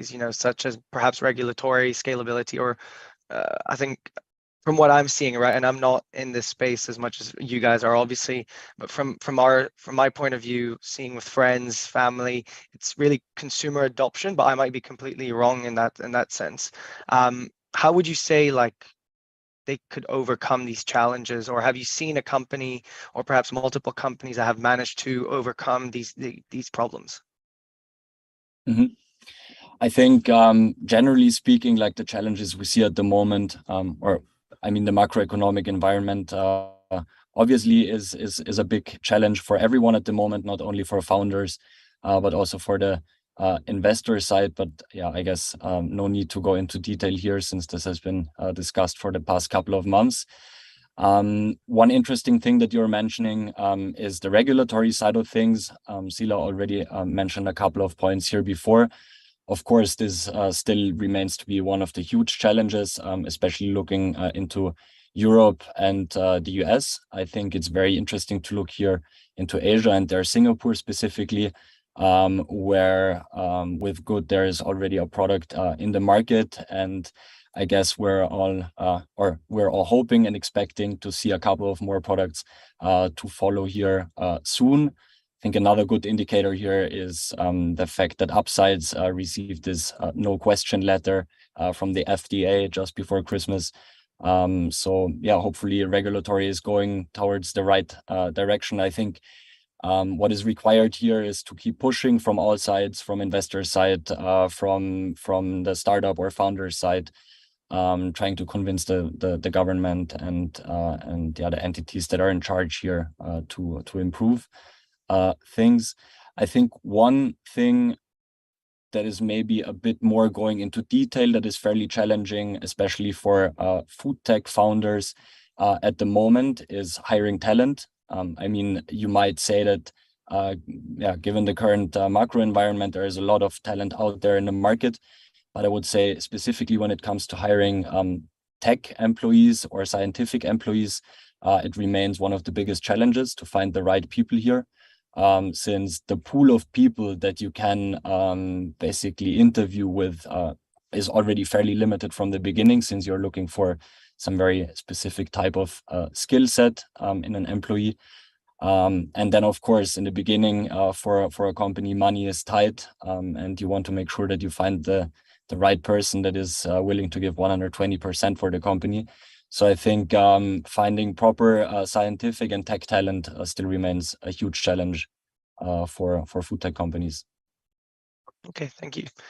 Sila, and like in your position as well, you know, having seen a lot of these companies, did you perhaps have anything else to add to that in terms of regulatory challenges or you know, consumer adoption as well? Well, you know, it's all of the above. It's not just one thing. It's regulatory, first off, you know, Singapore, at least Asia, Israel, and US are doing much better than Europe is. So we're hoping, we're pushing us to get it out there. You know, cultivated meat was invented in Holland, and we have motor meat and we have meatable, and we're not allowed to bring it to market yet. Almost there.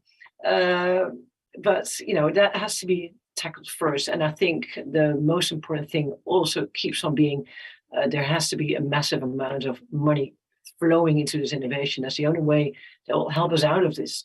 There's got to be so much stuff to be arranged and organized, especially on cultivated meat. That's just, you know, innovation to achieve scale and affordability.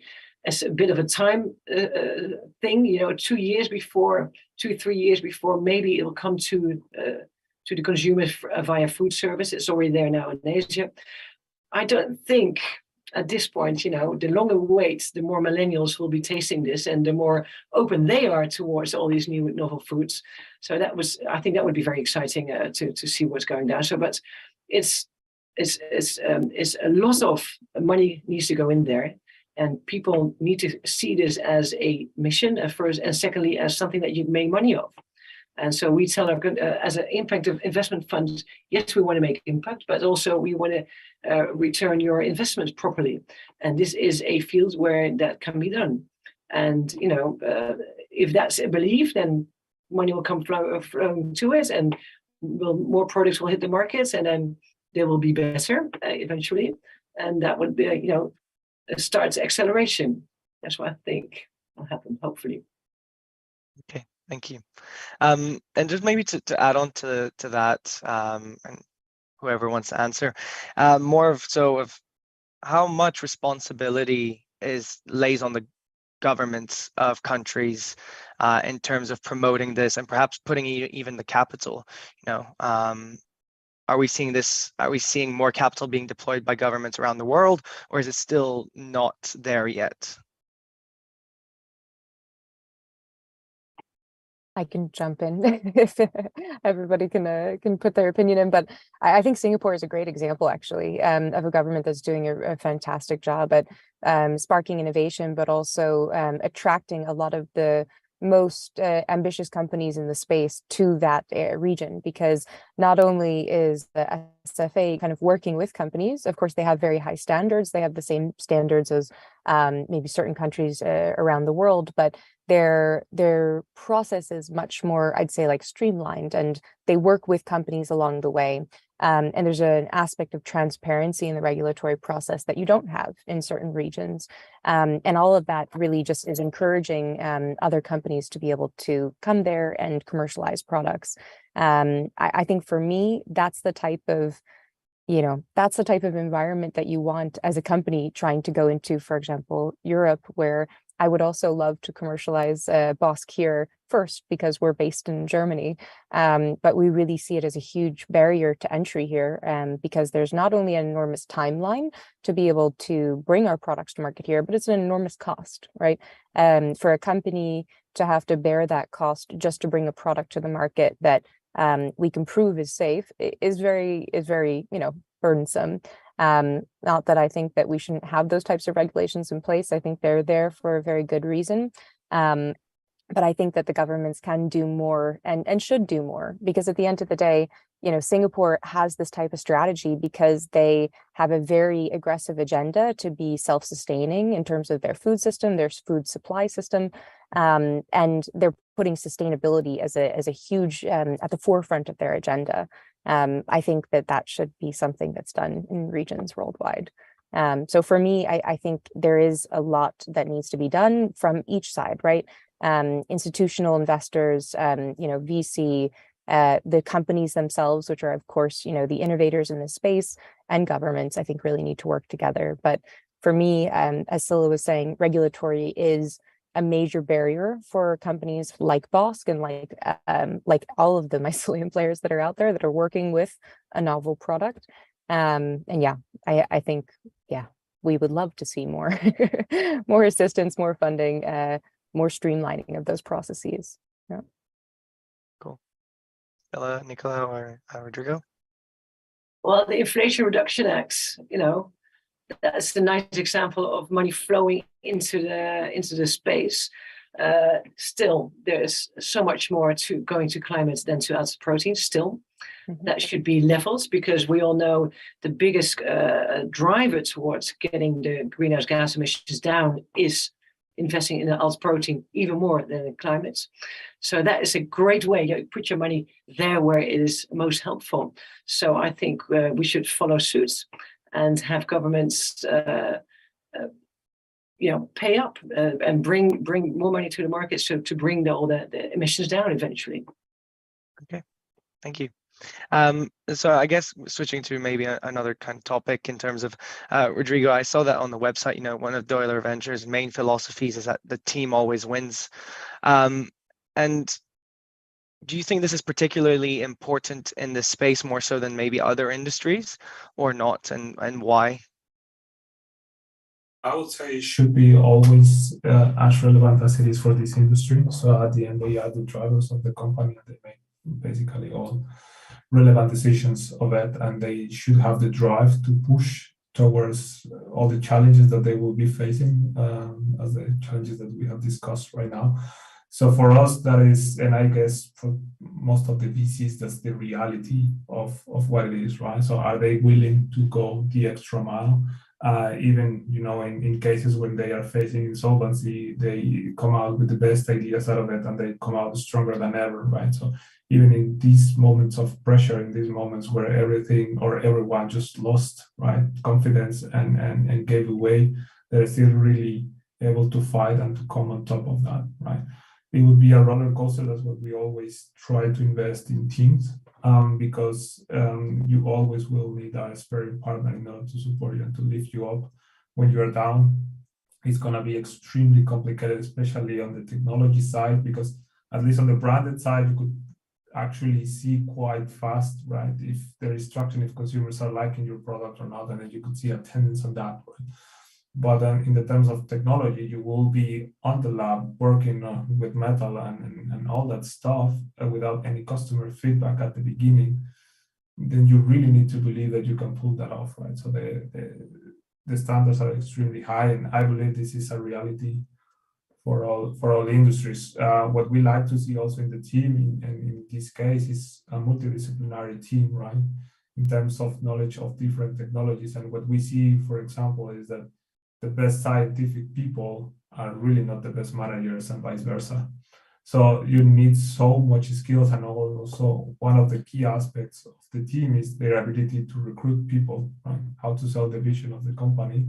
In terms of technology, how good is the CTO or the scientific people to attract for their talent so that they can learn from hand? That's basically why people try to join the company, because they are doing something extremely innovative.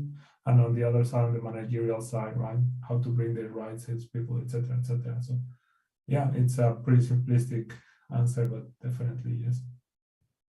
Yeah, I think it's across the board. I've had panels with last week was a SaaS panel and the fintech panels. I think especially during these moments, especially the last year, there's been a lot more focus on the team, but also like Scylla was mentioning earlier, you need to see where the profitability starts coming back in. If that's 12 months, 18 months, or 24 months, at least a roadmap, and not scale losses, but actually look towards revenue. But yeah, so I think now looking at perhaps a very vague topic, but using your expertise, obviously, that you guys have, understanding, this question, and perhaps Nicola, we can start with you. What role do you see food tech playing in addressing pressing global issues such as perhaps food security? I mean, as you mentioned, food security, a huge role, and I think all the companies that we invest here at Food Labs, but also looking at the other funds present here, are actually addressing the problem of food security in one way or the other. I think, like, taking it a step further, not only talking about, or a thing that plays a huge role with food security is basically decentralizing food production, which I think we've especially seen now over the past year with the ongoing war in the Ukraine. I think decentralizing food production is highly important, and the companies we invest in, we always try to find ways together with them to work on that. I think obviously all the alternative protein companies are enabling decentralized food production. I think another interesting space to mention here that we have not been speaking about today yet is indoor farming or vertical farming, another super interesting technology that might enable that.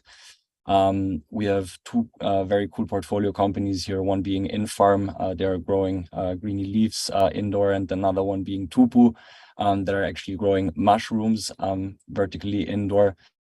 And I think we need these kind of solutions, like producing food locally and producing it in a decentralized way, in order to enable food security and overcome these issues. Okay, great. Thank you. Maybe coming on to you, Isabella, in terms of, as a successful founder in the space, what lessons have you learned from your experiences building your company, and how have you adapted to changing market conditions? Oh my gosh. Okay. Well, I think like we've been talking about this whole panel, the market has changed wildly between when we started the BOSC and where we are today. And I think we've actually had to adapt very rapidly because, BOSC will at one day be going out for funding again. And the rules of the game have very much changed, right?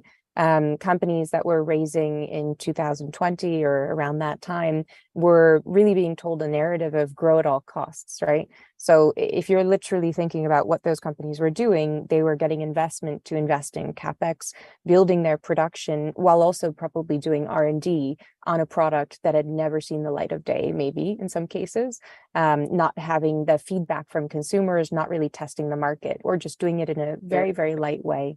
And I think that's really interesting. And I understand, for me, that's also the desire. I want to get our product out there as quickly as possible. We want to scale as quickly as possible, because for us, you know, we look at BOSC as extremely mission oriented, where we're working against a ticking time clock that we need to get these products out there and start making an impact today. But that being said, the narrative has very much changed to, are you already making revenue, and, what is your early traction? And as a company like, a biotech company, some of these companies can not even go to market for years. So that poses a very difficult challenge for companies in our space.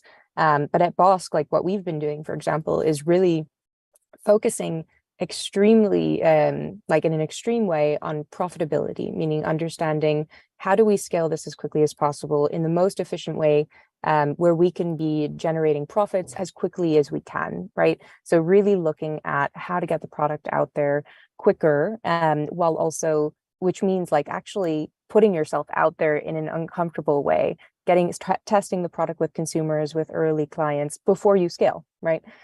So it's kind of flipping it on the other side and really doing your product testing, your product market fit before you go out there and before you start investing in very heavy CapEx. So I think that's one way that companies in our very specific niche will need to adapt if they haven't already, because I think that that's what the narrative is going to be in the investment landscape for probably at least 2023, if not longer. Yeah.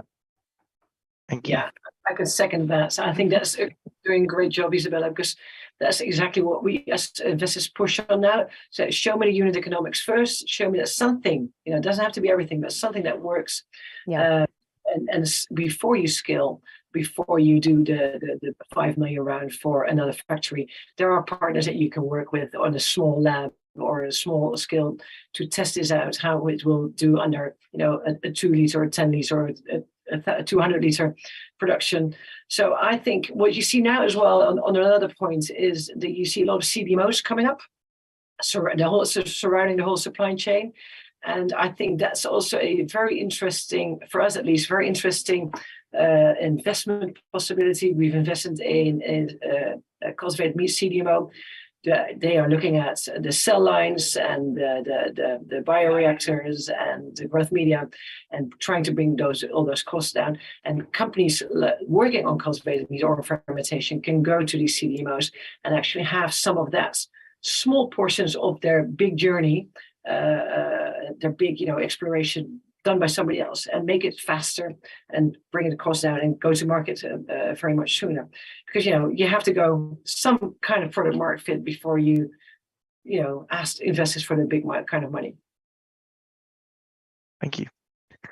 Very insightful things there, and I guess that some of that touched upon my next question. So I think maybe this will be for Rodrigo, but the next question was, how do you evaluate food tech startups and determine which ones are worth investing in, perhaps more than others, and what criteria do you look for, and how do you assess potential risks and rewards? Yeah, I mean, that's a super difficult question, right? And hopefully I will always get it right. That means that I will always get the best companies out there. But I mean, the team and all that, we already spoke about it. So for us, it's basically 3 pillars, right? The economical feasibility. Does it actually make sense to produce it? Many entrepreneurs, they have the dream that customers will pay 10x, 20x because it is sustainable, right? Because it's not animal. We don't believe in that. It needs to be at price parity, otherwise it's not a competitive product. Either you create a new market or that's not your market. So we're extremely straightforward. We have from the corporate, working with all the big brands, all the big players, we know how reluctant they are to increase prices on their products, right? So it's either that or not. On the other side is how good it can perform, and what makes you believe that it is this way on the application side. Why do you believe that it is something unique in the terms of, you can talk about any alternative. Why do you believe that this is going to work? And the third part is the commercial platform that they will create. So do you want to go B2B or do you want to go B2C, right? So what are the different approaches that you can take into it? And this is basically how we try to evaluate. On those layers, for sure, there is the layer of why is your ingredient needed, right? So for example, coming back to the discussion of proteins, we don't believe that we require more proteins. We require functionalities, right? And we need to start replacing and thinking in that way. The nutritional gap is basically closing up, and I mean, there's still room for improvement, definitely, but there are many solutions, plant-based solutions already. For A or B reasons, they are not being adopted. So why is your protein going to be adopted in that regard, right? Or why do you want to replace this specific animal product in this, and how can you achieve that? So those are basically the three layers that we are looking at in order to do that. Also, something that we are trying to add is, do you actually know how to scale this? Because almost all the companies that we have talked to, no one on the team has expertise in scaling into an industrial level. So what makes you believe that this assumption that you're seeing on lab scale can be transformed into full industrial scale? Great, fantastic. And just to round off the panel today, it's a question I've asked on every panel and every person. And I guess it gets harder the further you go down, but what advice would you give to aspiring food tech entrepreneurs and investors who want to succeed in this fast-paced and ever-changing industry? And perhaps, Nicolau, you can start. Yeah, sure. Indeed, a super difficult question. Maybe something that seems to be very obvious, but that doesn't seem to happen in many cases, is if you're an aspiring founder, I would really try to understand what are the next up and coming trends. So not what is cool and hot and interesting today, but what might be the next big thing in 5 years. And of course, this is super obvious. But what we oftentimes see happening at the moment is that there are spaces that are already well funded, and you have a lot of players in there, and still founders keep founding companies in that space because maybe a lot of investments in a specific space attract new founders, and it seems like you might also or it might also make sense to build your company there. But I think that's the wrong way to approach the thing. So really try to think big and see what might be the next thing in the next 5-10 years. Fantastic. Isabella? Yeah, I would definitely echo that, where I think the take-home message is like, know your market, know your landscape very, very well. But I think that also starts from like, why are you starting a company to begin with?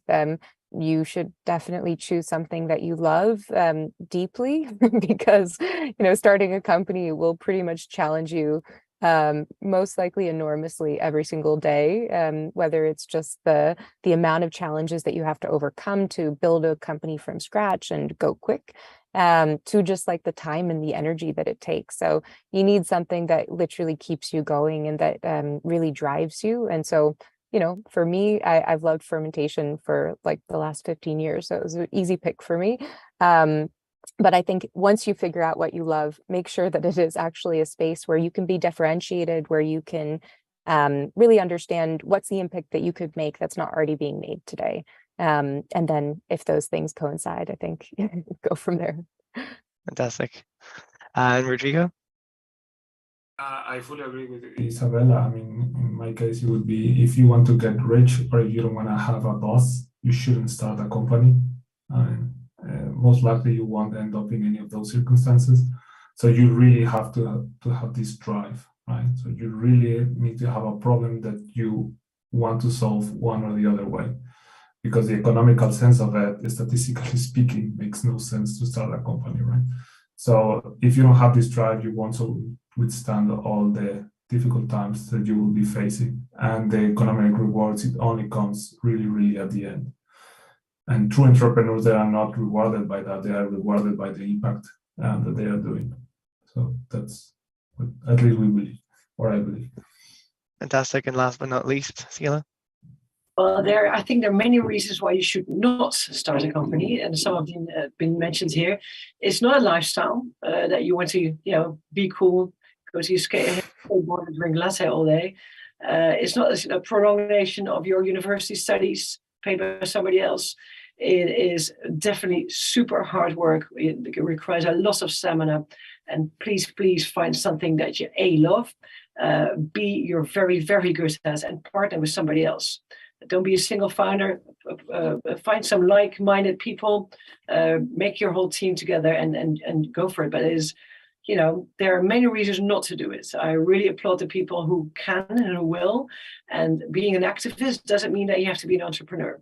So there are two things that you need to think about. So a couple of things that you need to think about before starting a company. But kudos to all those who dive in there. And as an investor, you can really see who the ones are in there for what kind of reasons. So that's that's a good thing. The ones who keep on remaining there, those are the ones that survived, and we would love to invest in. Fantastic. Thank you very much, all of you, for joining tonight's session. Yeah, it was great having you on board. And for everyone else watching, if you guys want some more information, I'm sure you can head over to their websites and talk to the four of them. Thank you very much for joining us this evening. Thank you. Thanks so much. Thank you. Bye.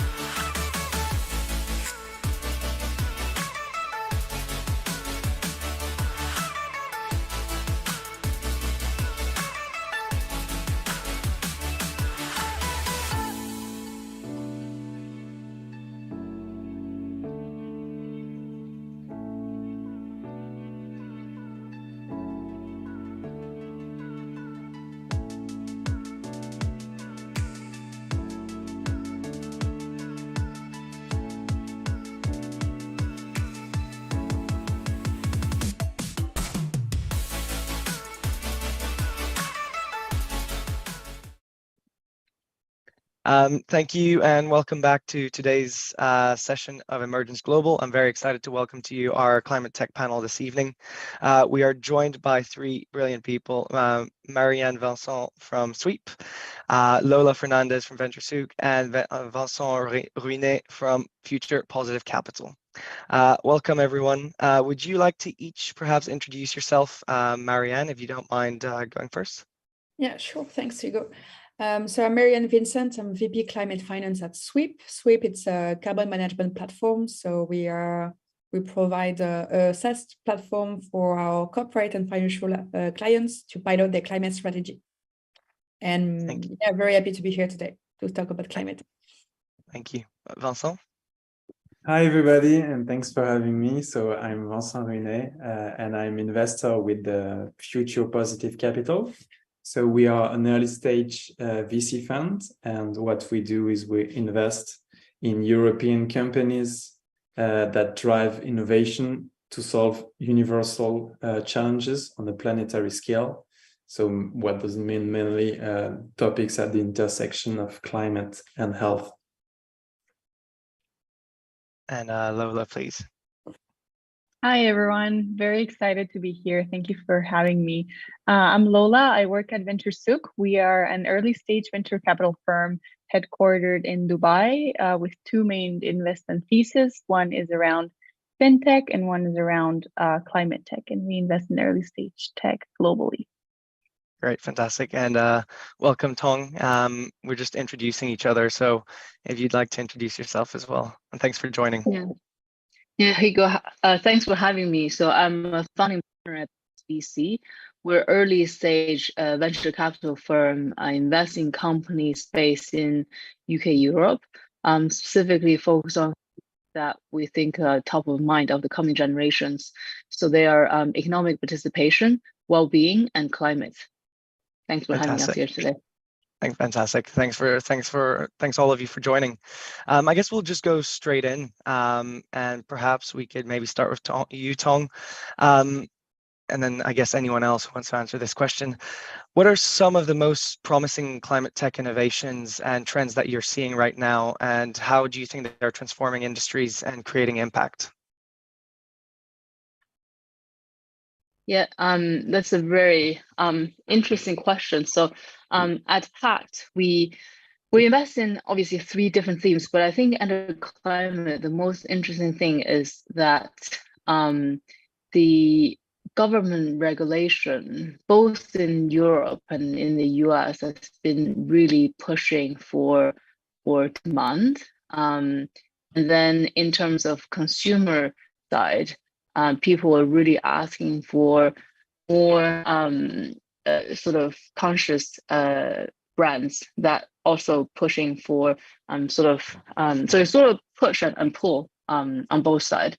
So for us, there are two specific industries I currently are looking at deals talking about regulations. So on the marine side of things, we saw the introduction of energy efficient existing ship index, for example, that's really pushing the tanker ships to adapt new type of efficiency fuel solutions or wind propelled solutions as well to make sure that they can be complied with the new regulation. So this is sort of I love personally industries that are non-sexy B2B and but really moving the needle in that sense. So this is an area I'm spending a lot of time on right now. Thank you. Lola, perhaps? Yeah, so we have four main verticals in our climate tech fund. It's carbon economy, food and ag, supply chain tech, and climate fintech. And I think most recently we have been very bullish on supply chain technologies. Just we think that we're at this point where they can really become a layer of interconnectivity that just catalyzes transparency, provenance, and sustainability throughout from the production cycle to the consumer cycle. And within our portfolio and outside of our portfolio, we've seen how different new benchmarks in technology have been able to just like propel that growth for great case studies on like how supply chain tech just has that catalytic impact. Thank you. Vincent? Yeah, I will maybe give some kind of current view on what we think interesting in climate tech. And so to do that, we have to look at what happened last year. So a lot of adverse things happened, and what we're seeing is that the companies have been forced to reorganize their global operations, to decrease their exposure to geopolitical risks, to potential shutdowns, also to reduce the cost of their resources, would be energy, food, etc., and also the environmental footprints. So once we say that, we see two different topics that are interesting for us. The first one would be to do more with less, meaning applying software solutions to climate. So we've seen a lot of interesting things in climate fintech, and Marianne, I'm sure will elaborate on this later. We've seen a tremendous acceleration, something like from 1 billion to nearly 3 billion VC investment in climate fintech funding last year. We've seen also a lot of interesting things in novel AI for climate, in climate risk mitigation.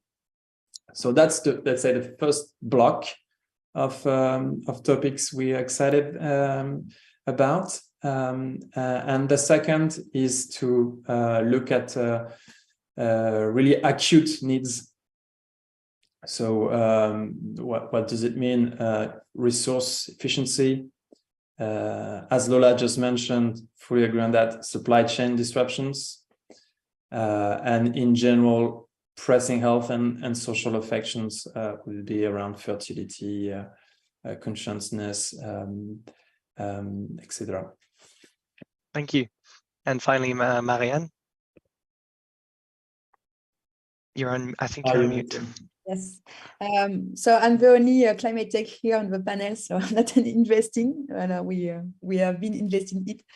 So what we can see is when you launch a climate tech is to address a pain. So today there's a big issue, especially with the war in Ukraine and in Europe and the price of energy. That's energy efficiency, as Vincent said, is very important. So there's a huge road in terms of, even for, jobs and investments around energy efficiency, supply chain, of course. And as say, like the finance has been under a lot of regulations around like climate disclosure and soon biodiversity disclosure. So of course, there's a lot of climate fintech, but we can see a lot of innovation as well around biodiversity tools, like, satellite data and integrations, identifying the loss of biodiversity and to improve that as well. So it's very interesting because the market is very moving quickly, and then different solutions, and even for carbon removal, because everybody's talking about net zero targets, but to be net zero, you have to reduce your emissions, so work on your energy efficiency, etc., and sobriety. But you need also to remove the carbon from the atmosphere. So Climeworks, for example, is a great technological solutions how to remove carbon from the atmosphere. And yeah, we can see a lot of new technological solutions around that as well, that will need some funding in the future. Brilliant. Thank you very much. And I guess staying with you, Marianne, how do you think investors in climate tech balance the need for financial returns with the need for social and environmental impact? Yeah, that's a good question. That's been on and on for years. Like, do we have to make a choice between sustainable investment and financial performance? And there's been a lot of academic studies, especially on listed assets, because that's got more volume and more, historical data. But you can see that there's like a linear correlation between financial performance and ESG investments. Because basically, when you make the choice to invest in the company that's, has put into question its business model to be aligned with a low carbon economy, to be aligned with like good social behaviors, etc., it's a more resilient company. So all the, economic downturns, like, any shock in the economy, this company are already prepared to absorb this recession. And we can see that if you invest in what we call forever companies, like people and companies that, challenge themselves to be there in 10 and 20 years, you can get financial returns, even in unlisted assets. When you're a VC or private equity firm and you invest to a 5 to 7 year time horizon, you want that your company will still be performant in 5 to 7 years. And a lot of regulations are coming up, carbon tax, you won't be able to sell and produce any thermic cars in less than 10 years. So you need to reinvent yourself. And typically, for me, there's no balance. Like there's no choice. You have to invest in good and forever companies to find the financial returns, because carbon tax and regulations are coming very fast for you. Thank you. I guess this brings us for you, Tong, in terms of, Pact invests across 3 themes around personal, social, and climate impact. What do you think about impact measurement, especially at the early seed stage?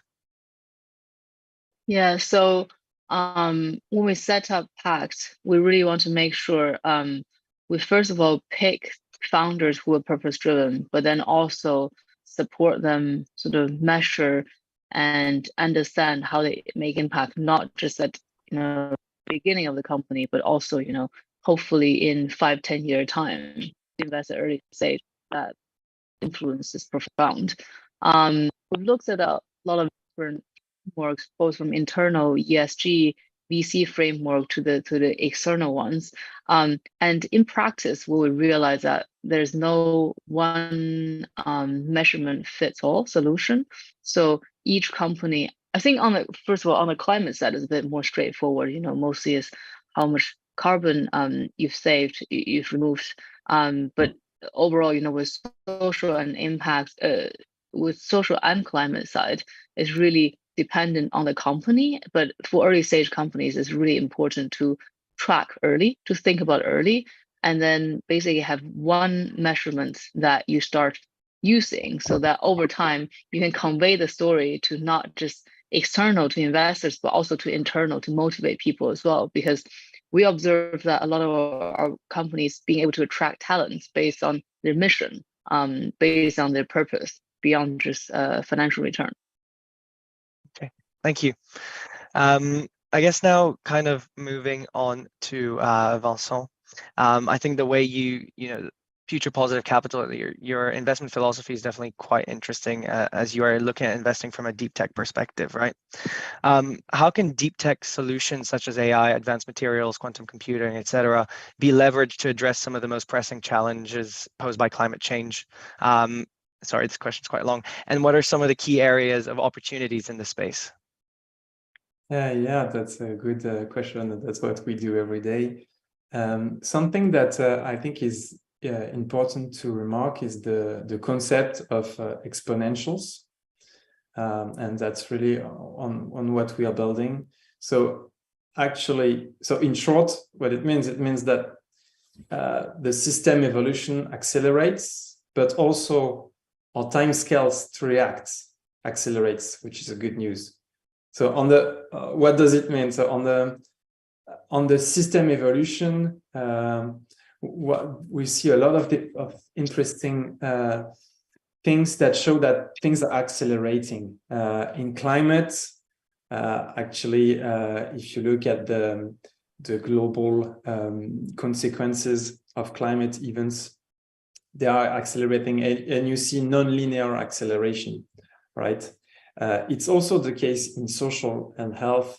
We've all witnessed the pandemic, what exponential acceleration in the change on our everyday lives. We had to impulse very quickly. Also, we see globally that the global population has grown so much that there's the aging population is putting a lot of pressure on the health systems. At the same time, on tech, we've seen also a lot of acceleration. So everybody talks, of course, about the Moore law in semiconductors, but this law is also happening in other sectors of climate tech. For example, in batteries, so the cost of lithium-ion batteries, they dropped something like more than 97%. The utility scale solar also cost they plummeted by something like more than 80%. The DNA sequencing also has accelerated a lot. That's the case in hardware. In software also, it's more well known. So everybody talking about ChatGPT today. So in 5 days, they reached 1 million users, whereas a few years ago, Netflix took them something like more 3 to 5 years. So we see that this acceleration in the answers, and so that's why our job is to back those entrepreneurs that are developing those exponential answers. Great, fantastic. Thanks for that answer. Lola, I guess coming to you in terms of what next, what are some of the key trends and opportunities you see in climate tech investing, particularly in the MENA region? And how is VentureSouk perhaps positioned to take advantage of these trends? Yeah, that's a great question, and I just want to make a quick comment on Vincent's response, because I think there's a very good book to recommend here called The Exponential Age, and then there's a sequel to that that is just part of my library, and I consult back to it all the time. Super interesting, and I think it also explains it very well. So I think we are very bullish on climate tech, and not only because it's the right thing to do. I think it's just because it's where the most money will be made. Like we say it in a way that not only regulation is going to push it, but right now the exponential technologies and the demographics are setting a landscape where the next 10 years investing in early stage tech will generate the highest alpha for the future. This is a unique opportunity, and so that's why we decided to launch this thesis. For VentureSouk and in the MENA region, the landscape here tends to be very well. Now it has developed, but let's say it's in its teenage years. So we're now starting to see the first waves of startups in MENA trying to tackle climate, whether it's carbon capture, whether it's more towards the software side. We invest globally with the hopes and with the thesis that we're seeing in our portfolio that because climate is a global issue, these solutions will cross down borders from continent to continent. And we think that the Middle East is one of the best places to develop these solutions, because in the end, a large chunk of what we need to solve relies on energy, and we are the energy region. So we have the knowledge and the tools. So yeah, excited for the next 10 years. Definitely sounds like it.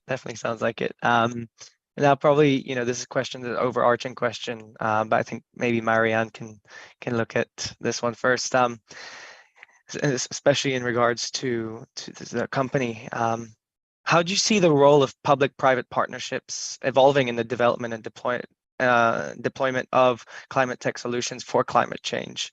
And what are some of the key success factors in these types of collaborations? It's a good question. Well, definitely we need to work together to achieve this huge work ahead of us to reduce the emissions and to achieve net zero by 2050 and 1.5 by the end of the century.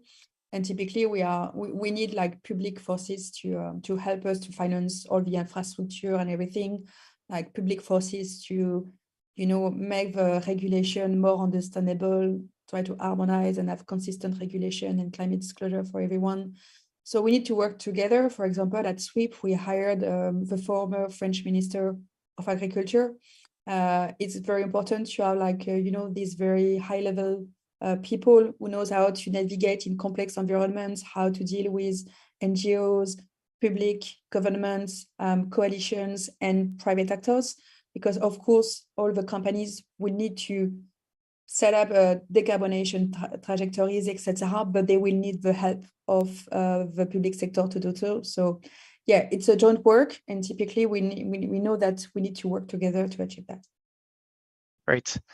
Maybe Tong, I saw, on the website that Pact Invest in pre-seed and seed stage companies under three main themes, that you coined ABC, access, betterment, and climate.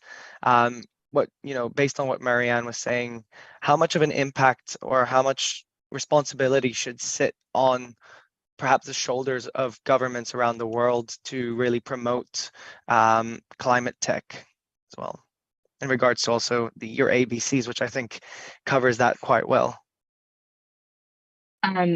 Just can you hear me okay? Because I hear a bit of, okay, sorry. Yeah, so I think it's responsible, if I can answer the question slightly differently, I think it's a responsibility for the government to understand what are the coming, like the concerns and of the coming generations. For us, it's about personal, societal, and on those three levels: personal, societal, and planetary level. But I think there's also responsibilities for VCs and startups to influence policy wherever possible as well. It sounds like Sweep is doing a good job of that with that specific role you have. I think often public affairs is probably something that startups don't think about it until later, because it's for bigger companies. But in fact, if you can help influence or sway policies, then it definitely helps the company to grow over time as well. And I think because again, that's a pull and a push from both the government side, and then that influences how consumer makes decisions as well. And I think one thing I read about the other day, which is interesting, maybe is a tip for founders, is really don't just work with the parties that's in power. Try to work with the opposition parties as well, because it's easier to influence those policies of opposition parties than the preceding government. So yeah, for example, in the UK, Rishi Sunak recently announced the creation of 2 new government departments that could play a significant role in shaping the country's climate policy. So I think that's an initiative from the government, but at the same time, startups should look into that and then basically work with them and see how they can take advantage of it. Yeah, I see that all the time. Yeah, sorry, go for it. Because Tong was giving some example in the UK, but for example, in France, we've got one minister dedicated to this innovation. And for example, we've got a program called French Tech 120 or Next 40, where we have got a tremendous support from the government to facilitate any administrative work to expand abroad, to have a lot of support for RFPs, etc. So Sweep, we are very lucky to have been selected in this program, and definitely that will help us to grow. And part of this program, of course, there are specific support for green tech and climate tech to make sure that part of these unicorns, there will be some working for the climate transition. Fantastic. Thank you. Now, I guess moving on to Lola, and I think this is a question maybe all the Tong and Vincent, you guys could also answer. In terms of what are some of the biggest challenges facing climate tech companies today, in your opinion, such as perhaps regulatory issues, scalability, or market adoption? And from what you've seen perhaps in your portfolio or otherwise, how can they overcome these challenges and continue to grow? Yeah, I think I'm going to speak maybe in terms of, we invest globally, and that means that 50% of our portfolio goes to US and Europe, but then the rest is going to ecosystems that, climate tech is still very nascent. So I would say three challenges that we see. The first one is regulation, for sure. I mean, you have, for example, Singapore is clearly an outlier in regulation with regards to food tech. But there's still a long way to go to understand, what companies need and what regulators also need to make sure that everyone is safe. And that one of the main solutions for that is just constant dialogue. And if that requires, as Tong says, us investors stepping in, then that should be our responsibility. And there are in MENA there are a couple of roundtable groups that are working on this. The second challenge that we see is talent. A lot of people migrated to the universities and the research institutions in Europe and the US, and sometimes they come back, but most of the times they don't. So how do you bring these people that have the research background to do research in emerging markets and see how you can adapt and localize these solutions? And sometimes what ends up happening is that actually there are unique environments that make these solutions thrive. We've seen that with carbon capture and other more nature-based solution projects. And the third challenge I'm going to mention is the climate capital stack. It's not really developed anywhere else outside of the US. We don't, and that spans out from research grants and non-dilutive capital all the way to scaling up growth and other capital that is less expensive than venture. Great. And Vincent, maybe? Yeah, I fully agree. And I will also develop on the last one, Lola, on the climate finance stack, climate capital stack. So the funding environment has been really complicated for later stage rounds, so it's bit better for earlier seed A globally, but it's tough for larger round when you talk about things like 10 to 50, $100 million. It's I think very, very hard. What we've seen last year is actually that for some extent on the earlier stage, debts and grants increased to finance those first 100 to a few million dollars. So I think the data is around something like plus 60% in debt funding, plus 120 in grant funding in 2022 globally in climate tech.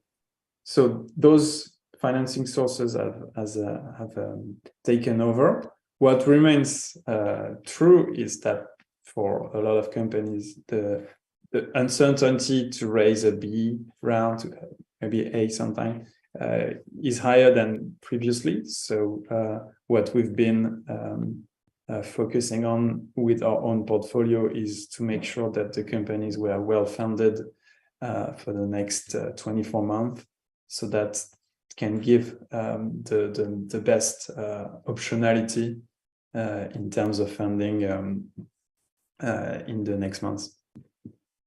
Fantastic. And perhaps Tong, if you have anything else to add to what they've already said. Yeah, I think Lola and Vincent has covered pretty well. I think there are a lot of dry powder in sort of climate investing because it's been a quite popular topic in the past, 2-3 years, and there's a lot of money flashing around. But most of them went to early stage seed fund. Perhaps this is an opportunity for more growth stage fund from the US to come in to invest, because European countries been very good at looking at on climate sustainability side, and another one's for people to set up new funds at sort of Series B plus to take over from early stage funds on fund stack, like both of them said. Okay, great, thank you. And I guess from Marianne, it's probably another side of the equation. How does Sweep work with? Sorry. Where did we get our funding for Sweep? No, it's how does Sweep work with businesses perhaps to develop actionable plans, for reducing their carbon footprint, and what are some of the key challenges and opportunities you have encountered in this process? Well, the carbon is a data and network issue. So that's why it's very good to have some tech and SaaS platform to address these pain points. So for example, when you're a large corporate and you need to collect and calculate the famous Scope 3 emissions is outside of your company and typically the supply chain, it's very difficult because you need to get this information outside of your company. So you need a very strong data infrastructure to address that. And that's why we've got like our co-founders coming from the business intelligence and data analytics worlds. We've got a very strong carbon expertise team as well.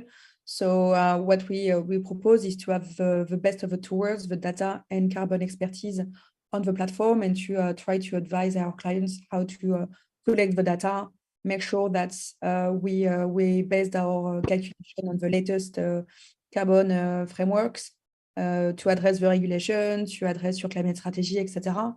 And we have developed an offer for corporates, but we also have an offer for financial institutions. So, for example, 95% of the carbon footprints of financial institutions are coming from their investments.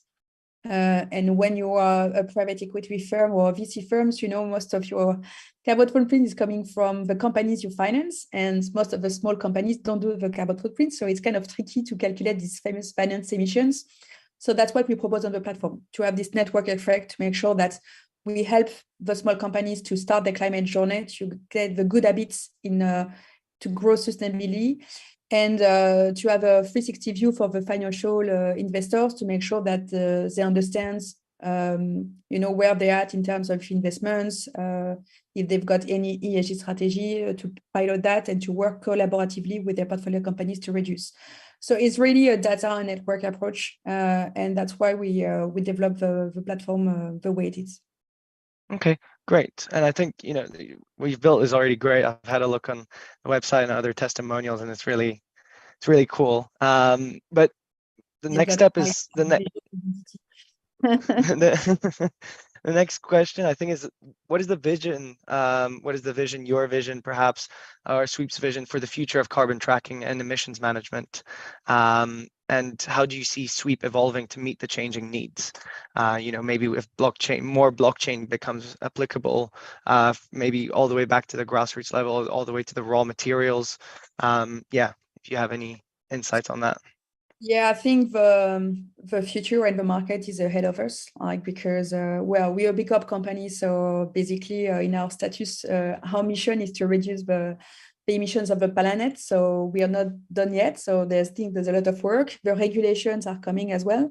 So you can see there's a lot of regulation in the US, in APAC, in Europe, about how to disclose your carbon footprint. So most of them are being decided now, but there will be an application in 24, 25. So we know that, in the next 2 years, there will be a booming activity in the carbon management field. So typically, we know that there's a lot of things to come. It's a fast evolving environment. So we know that that's why we have a SaaS platform, to make sure that we take into account of these evolutions in the regulation, in the market habits, market expectation, etc. So we discuss a lot with our clients of what their needs, where the main pain points on data collection, etc., to make sure that we can address that. We work today on carbon. We added an ESG module because most of the regulation are beyond carbon. We are working on biodiversity to launch something by the end of the year. And typically, we address what the market is expecting as well. So we don't know where we will be in 5 years, but there's a lot of things to add because the market is moving very fast. Yeah, that is very true. The market is moving extremely quickly. I guess, we've talked about supply chain quite a bit on the panel. So perhaps maybe Tong, how can climate tech companies ensure that their supply chain operations are sustainable? And what role do investors play in incentivizing companies to prioritize sustainability, either investors or governments? I think that's an interesting question. I actually just had a chat with one company today that's specifically helping businesses to track their supply chain and sort of whether they're using sustainable practices and materials. I think so for VCs is really to adopt, it's going back to the measurement, right? Adopt the right system to track their portfolio companies, but minimizing the amount of work, the burden they put on early stage businesses, but helping them achieve something that's going to be needed. That data is going to be needed later on when they grow to a big business anyway. So our argument is always, look into the future. We need to track in 5-year time and start small from day one. And I think a lot of purpose-driven founders want to do that because every aspect of the business, they want to measure every aspect of the business and how they can make an impact. So I think that would be my take. Working with technology solutions that enable you to track, but with not too much, overhead. Vincent, do you have anything to add to that? Yeah, we're very bullish on supply chain with future positive capital. Actually, we invested in 2 companies in the field. And so the things that we find particularly interesting is supply chain for industrials. You have, there's an interview by, I don't remember, it's a car company that says that he doesn't know how many suppliers he has, and it's something like a few thousands. So it's huge. And if you don't leverage software and data, you just don't know where your equipment is coming from. So we invested in a company that is addressing that, that topic of really tracking the equipment from they work a lot with electric batteries from the mine, for example, of cobalt, etc., lithium, to the battery, to the actual battery that is in the car. Okay, thank you. Yeah. I guess coming to you, Lola, in your opinion, how can climate tech companies ensure that they're, what are the opportunities for collaboration between climate tech startups and established companies in the supply chain industry? And how can investors facilitate these partnerships? Yeah, I think that's a great question. I think we're big fans of cross-pollination across our portfolio, and we've seen it both on the climate tech part, but also in the fintech funds. I think it really, in our experience, it really has boiled down to think about all aspects of your business early on. One of our portfolio companies, it's an example, they're called Orbillion Bio, and they work on cultivated meats. And so they take biopsies and they scale it through bioreactor to build premium cultivated meats. And they recently finished a partnership with a company to power their future operations via solar energy. And I thought that was very cool because that type of partnership is not something that we see at they're still, at the seed stage. And it's something that not a lot of companies start to think about at the seed stage, yet it actually will help them to scale up much faster than other companies. So I think investors play a big role in connecting those dots, but also not only in the connections itself, but just planting that question, whether it's in the board meeting, whether it's in the investor call, or just on an email. Okay, thank you. I guess coming back to you, Tong, in terms of what you said, earlier with the impact investing, how do you say impact investors evaluate the impact and effectiveness of their investments, particularly in climate tech startups, and what metrics or indicators are used to measure success in that area? I think this is probably similar to what I was saying earlier with the measurement. I think overall, every company is different. So for example, if we're looking at a financial inclusion business, then we're looking at, how many people specifically that has not access to this product before has now been able to access that. And then as a company grow to a later stage, you can also see how has that improved their living standard, like perhaps having been able to borrowing loans from a specific company. I think on the climate side is more about the tons and megatons of carbon's been saved for a specific company. But I think on this topic, I'd love to hear from other panelists as well, because we have a relatively small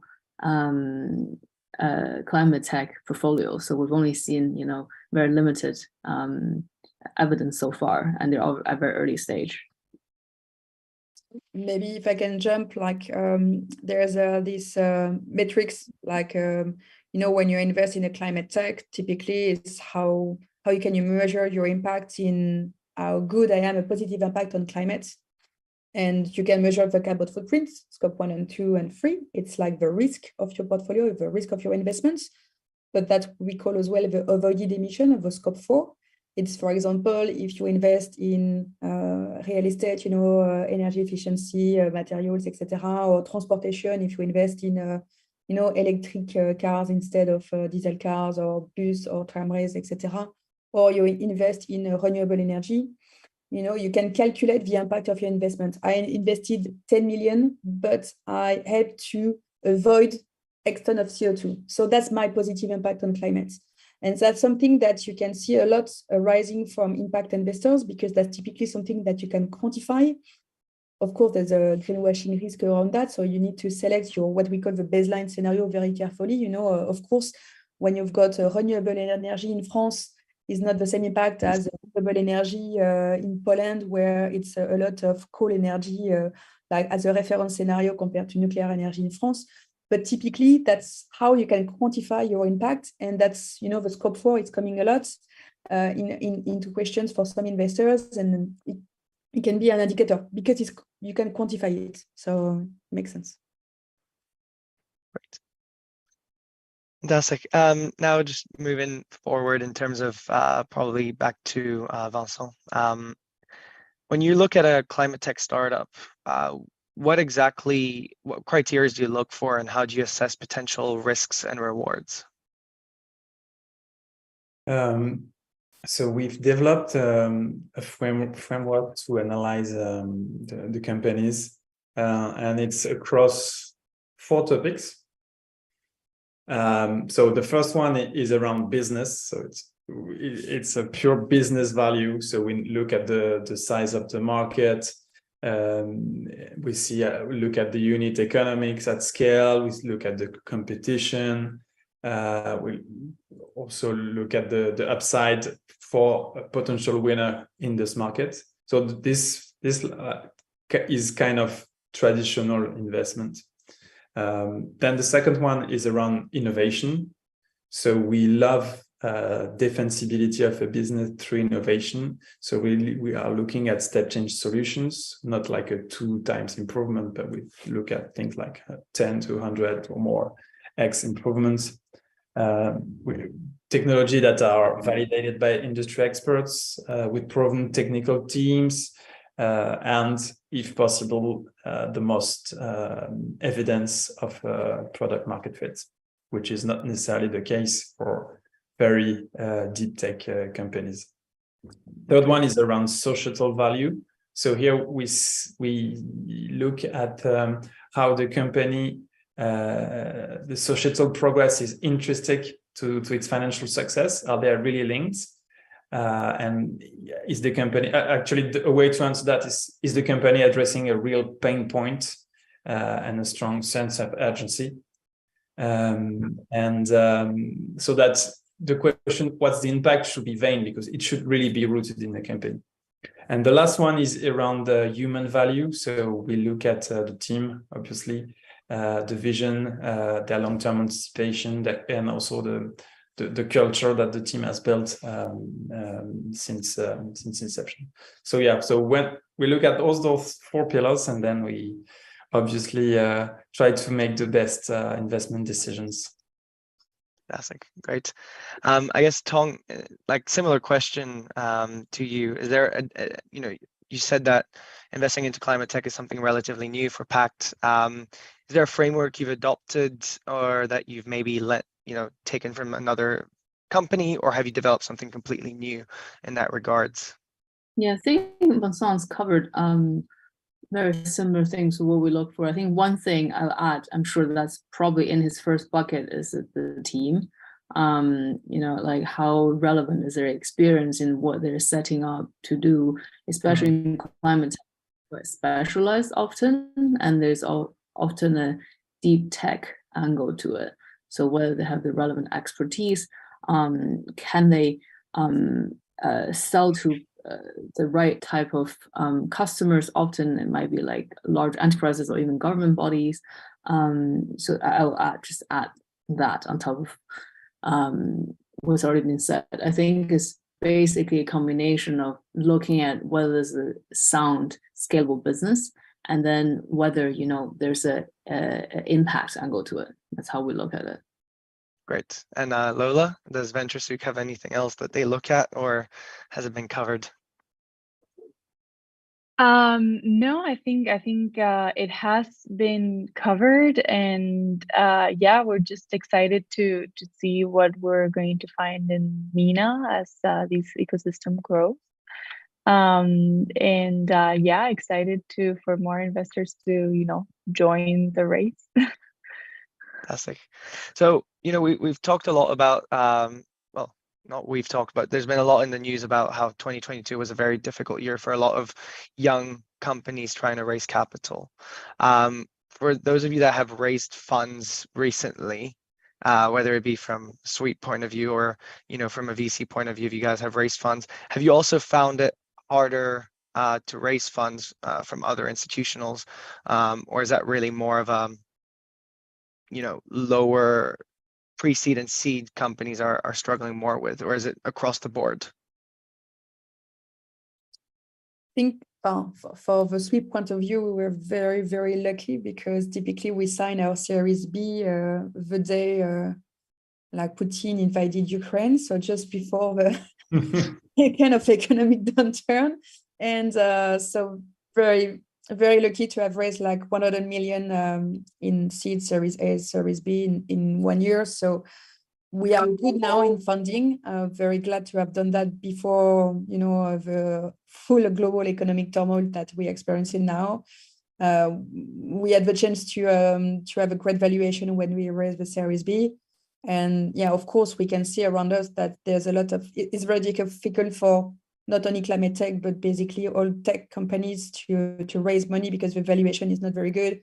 It's difficult to raise equity or debt or anything. And we can see around us, like even like good unicorns like Back Market or Apple or Salesforce, everyone is laying down people, and it's very sad to see it. Like we see some of our competitors shutting down.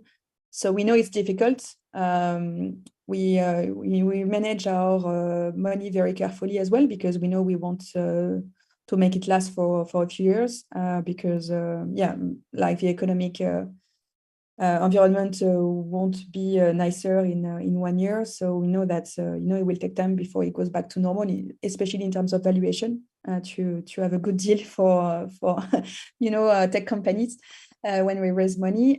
So yeah, I think the good thing is when you've got a good business model, when we know that your company is addressing some pain points, you will find some funding. After it will be like try to find a good deal as well as a tech company. But yeah, I think for us we were quite lucky and not to look for funding right now. Great. The reason I actually ask is because here at Wholesale Investor we have a platform where we connect companies raising capital with investors, and the only industry that didn't see a downturn last year actually saw a spike was climate tech. I know that's quite a big term. It can encompass a lot of things, but Yeah, it because you actually, want to invest in tech and you need to invest in climate because you know that there's a, you can see around you, like everywhere, like the global warming is happening and the climate disclosure, the regulation is coming. So we need to find solutions and you need to fund these solutions. So yeah, so climate tech is a bit like a bit luckier than some other areas of investing. Yeah, it's crazy. Like it represents maybe 1/4 of all the venture capital funding last year, like the climate tech. So it's huge compared to. yeah. That means like we need this technology as well to address the climate change. Yeah, I heard of someone the other day say that climate tech should not be thought about as a standalone industry, but rather a benchmark that everything is built on. So, for example, perhaps ESG protocols as a benchmark. But again, I'm not an expert in this space. So, but yeah, just coming back to the original questions, perhaps for the 3 VCs on the panel, if you guys have raised a fund within the last 12 months, has that been more difficult to raise, or easier, or the same as previous years? So I can start maybe because we just closed our first close end of last year. It's our first fund, so I have no thanks. I have no comparison to other ones, but obviously Future Positive raised a much bigger fund like a year or two ago. So I think again, for us, we're lucky in the sense that we've been working in the ecosystem for a while, all 3 of us, and have good, strong track record. That helps us to connect with more individuals, like people who trust us because they've worked with us over those 60 portfolio companies. So that's how we did our first close, really to tell a story well, but also to reach out to everyone we already know. Because I think raising a fund is kind of different from a company because you're selling a story. You can't build a product just yet. So that's how we raised sort of 15 million within a year. But I think we also heard some feedback from other institutional investors saying, now we're slowing down, we're looking at our existing funds or existing portfolio companies to keep some cash for them. So I think there's definitely a bit of slowdown in the market. Although on the investor side, if you have money now, it's a great time to invest because valuation's cheaper. There's always good innovation going on, especially at down times. So we're excited to invest in that sense. Definitely. Vincent, Lorela, do you have anything to add to that? I agree with Tong. I think so we have raised our fund more than 2 years ago. So the conditions were very different.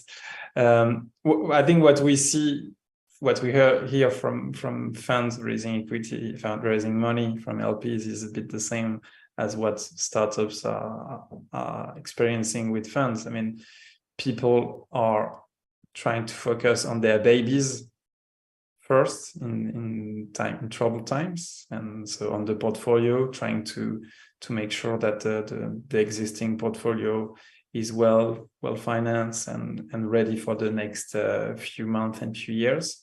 So that refocuses the attention on that. So looking at new things, etc., your bandwidth is just smaller. Right. All right, and go for it. No, never mind. Just to close out, I agree. And just wanted to make a note. We're also focusing on our existing portfolio, and I think what at least there's a light at the end of the tunnel for some of us. And what we're starting to see is new investors that previously totally ignored climate tech, starting to allocate portions of their portfolio to climate tech, especially here in the Middle East. So that's some results that we will try to amplify for the next 2 to 4 years. Fantastic. And I guess just being conscious of time, I just have this last question. I've asked this on every panel. I guess starting with Marianne, what advice would you give to aspiring climate tech entrepreneurs or investors who want to succeed in this fast-growing and socially important industry? I think climate tech or not climate tech, as long as you address a pain point, like you will succeed. Like, for example, SWIP is addressing the carbon management. We know it's difficult, like today, to do a carbon footprint, you need to send Excel spreadsheets everywhere in the company, outside of your company. It's painful for everyone to do the reporting. So when you want to take action, it's not scalable. So you're clearly addressing something via, our carbon management as platform. And there's a lot of fields there where we need innovation, where we need climate tech. And if you're addressing a pain point, you will be successful. All right. Tong? Yeah, I think following what Marianne said, I think also matching that with the expertise and skill you have. So it's a much better story to tell. I think that a good book to read is Speed and Scale by John Doerr. I mean, I enjoyed reading that book. Really, he laid out, what are the big buckets of areas of innovation we need to achieve carbon net zero. I think that might give founders some inspiration on, what big topic to tackle, and then match that with their own skill. Great. Vincent? What can I add? Yes, maybe for the people who know The Simpsons, if you know Mr. Burns. So Mr. Burns is a very greedy capitalist kind of guy. Doesn't care about the climate, doesn't care about anyone. And so my advice would be, if you were to sell your products to that guy, what would you say? And for me, it's a good way of, putting aside the fact that there's a big momentum in climate, etc. But at the end of the day, you need also to find a way for those people to buy your product. It could be also just regulation that will force him to do that. So there's a lot of creativity that came out of this exercise that I love. I like that. I like that a lot. And finally, Lola, please. Yeah, I think related to that point, I think that exponential technologies have been great for climate tech and in general for tech to expand very quickly and cover a lot of land. I think the next 10, 20 years is going to be about depth and value that you can deliver to your clients. So that will be a huge component of determining product market fit. So for me, I would prioritize depth over coverage. Fantastic. Well, I'd like to thank the four of you for joining this evening's session. It's been great having you guys on board. Thank you. Thanks, Hugo. Thank you. Thank you. Thank you, guys. Thank you very much. You.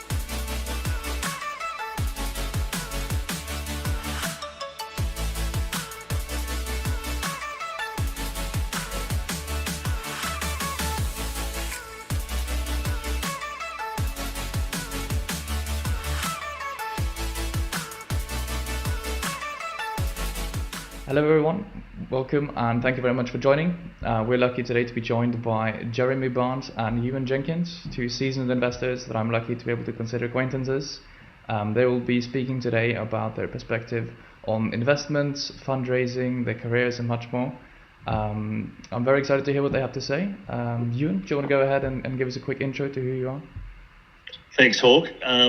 My story is slightly unconventional. I grew up in Australia, typical Australian childhood, lots of sun, lots of beach, lots of sport. And I originally started as cricket was my big passion.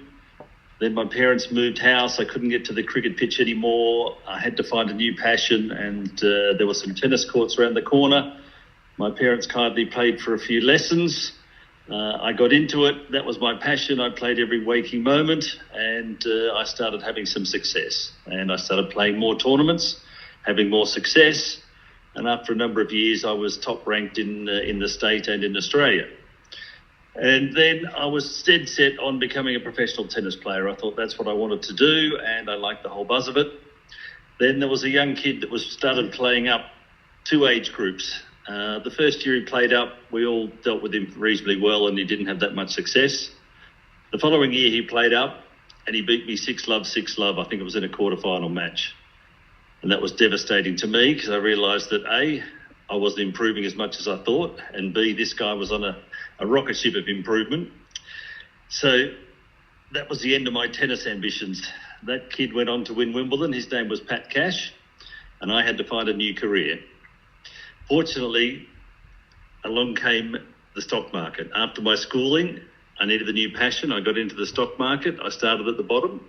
I worked on the trading floor, penciling the prices on the board, pre-all electronic trading. Then I got picked up by a brokerage firm on what we would now call an internship. So I did a stint in sales, I did a stint in research, back office, M&A, all those areas. Then I got bored and I wanted a new challenge, and I pushed to get a transfer to New York, which was pretty unheard of because I was pretty young, and most of the offices were sort of 2-man offices. And I was very fortunate that the 2-man office that the firm had in New York, the younger guy, who was considerably older than me, decided that he wanted to come home. He was homesick and they needed someone quickly. And so I ended up getting myself to New York at the tender age of just past 20. So having got there, the first year was incredibly difficult. I didn't really enjoy it. I didn't know many people. All the systems were different. The US regulatory systems were different. Everything was different. And I wasn't having a good time. But given that I'd made my bed, I had to stick with it. There was no chance of me turning around and saying I failed. I need to go home. So I stuck with it. And then Australia started to come into vogue. We'd won the America's Cup yacht race. Crocodile Dundee, the movie, came out. Australia's natural resources were getting a big boost. More brokers came along. More guys from Australia suddenly appeared in New York, and suddenly there was a good group of us. And for the next 5.5 years, I had a fantastic time. And until obviously the crash happened, that was fairly traumatic for everybody that was there. I remember sitting there and just watching the Dow falling, and then we all making bets on what we thought would happen in Australia that night. Of course, it was much worse than we thought in Australia, and Australia was one of the worst affected markets. After the crash, I think we lost half of our market cap over the preceding next 2 to 3 years. So it was pretty devastating. Anyway, then I moved on to London. And when I was in London, having done lots of roadshows for companies around the US, particularly natural resources companies, and that was the area that I was interested in, I met some guys that were running a company that had floated in '87, and this is now almost 10 years later, and they'd managed to run the company on the smell of an oily rag, keep it going, and they were looking for money, they were looking for support, and it was just as the dot-com boom started taking off, and every mining company in Australia was switching from mining to .com, and if you're in .com land, you could raise money at the drop of a hat. And these guys were miners, geologists and engineers, and they said, we're seeing opportunities that we've never seen before in our life. People are giving up ground positions, there's deals to be done, no one wants to know about mining. If you could raise us some money, I'm sure we could make some money. So a colleague and a couple of other friends, we started raising them some money, and they went out there and they pegged every bit of ground they could across all commodities, iron ore, copper, zinc, gold, anything they could find that they knew was top quality ground, they pegged, and we kept raising them money. And at that stage when we started raising them money, it was a $20 million company.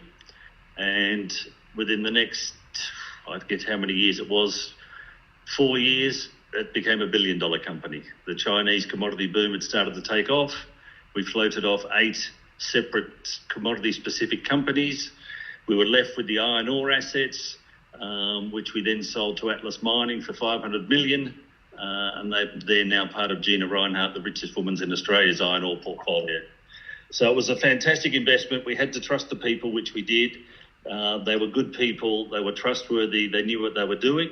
We were very lucky with our timing. But you make your own luck with timing, and we took a good contrarian view, and it paid off handsomely.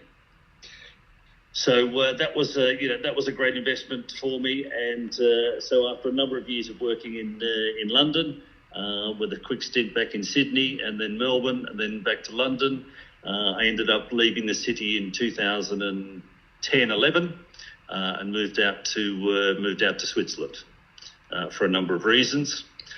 And when I was in Switzerland, I got invited to a Christmas party at a chalet that had a very steep and icy driveway. So I parked my car in what I thought was a pretty good position away from any danger.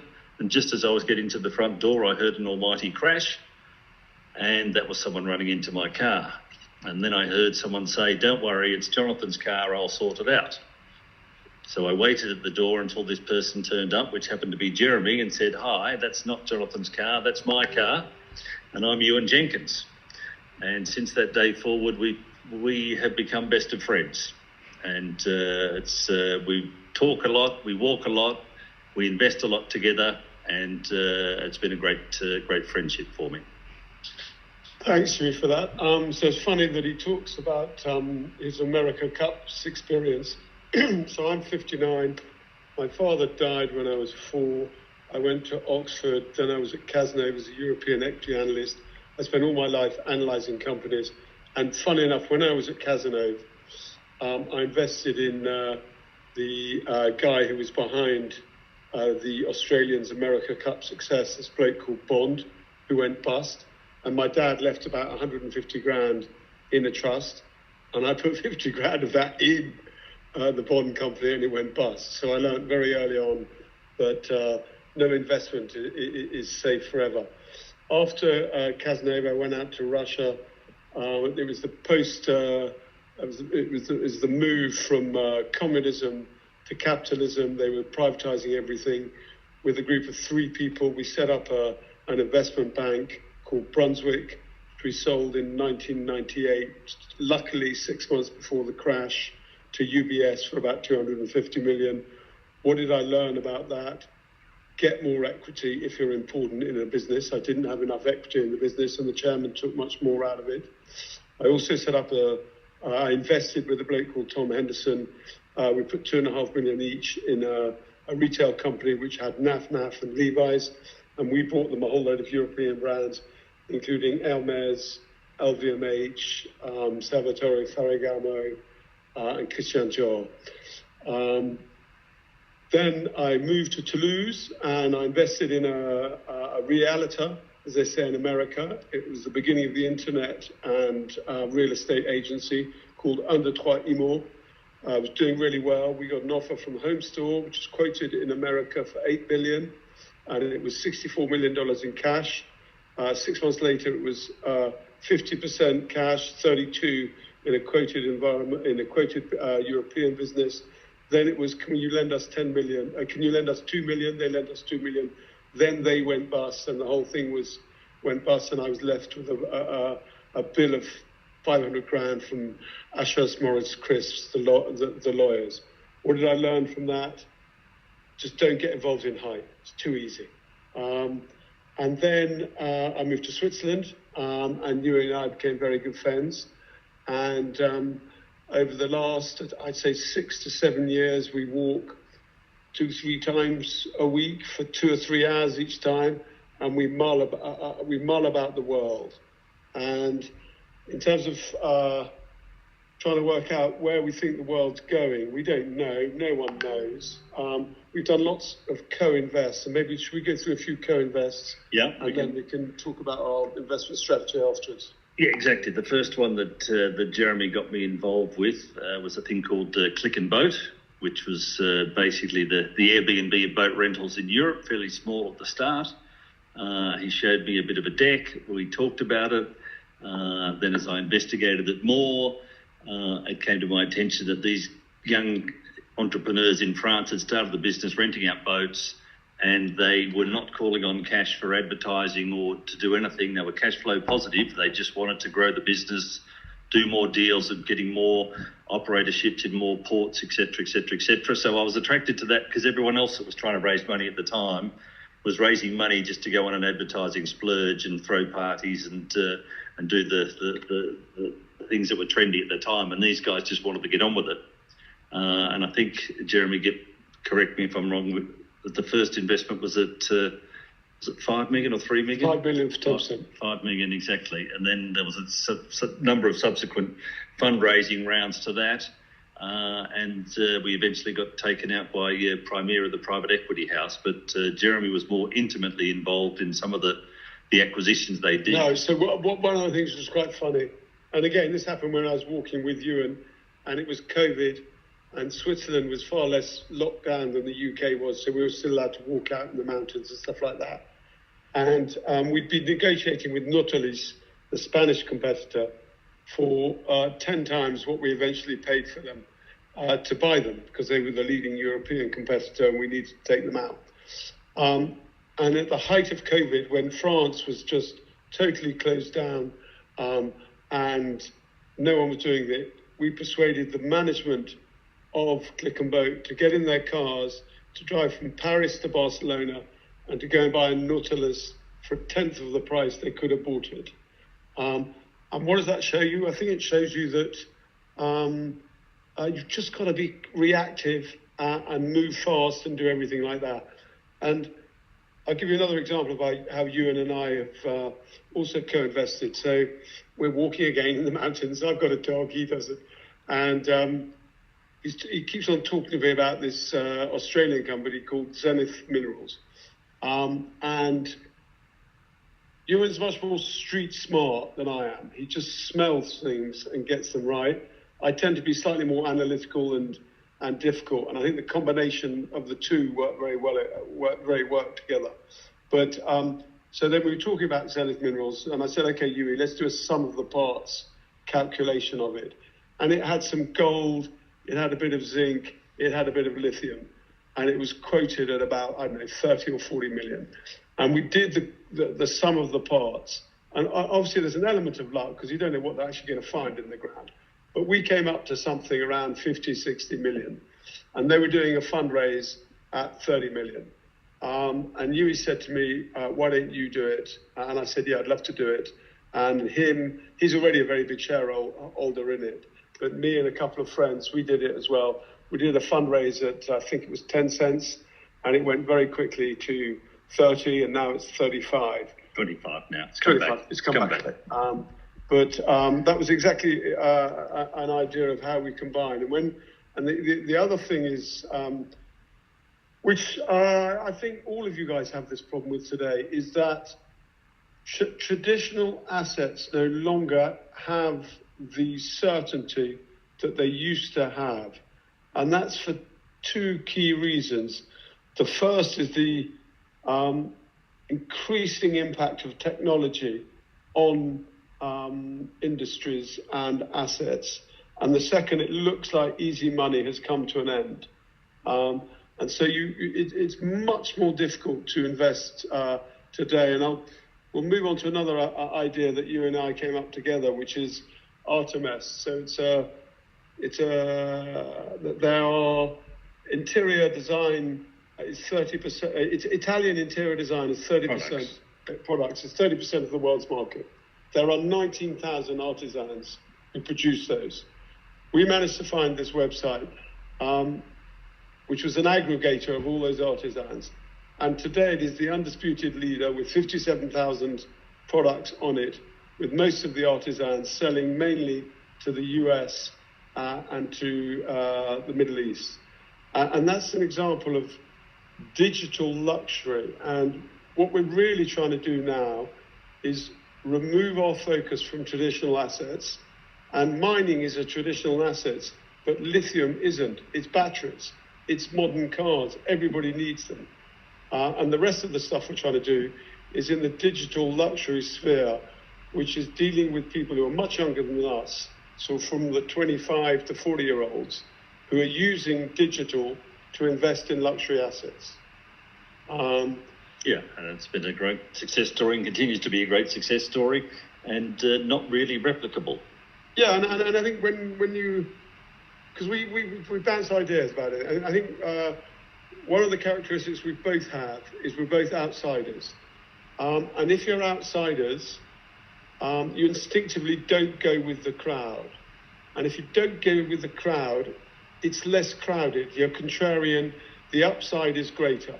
And the downside is slightly limited because there are fewer people in it. And then if you go through, you also got to realize that, you know, we're nearly 60, so we've been through 4 crashes.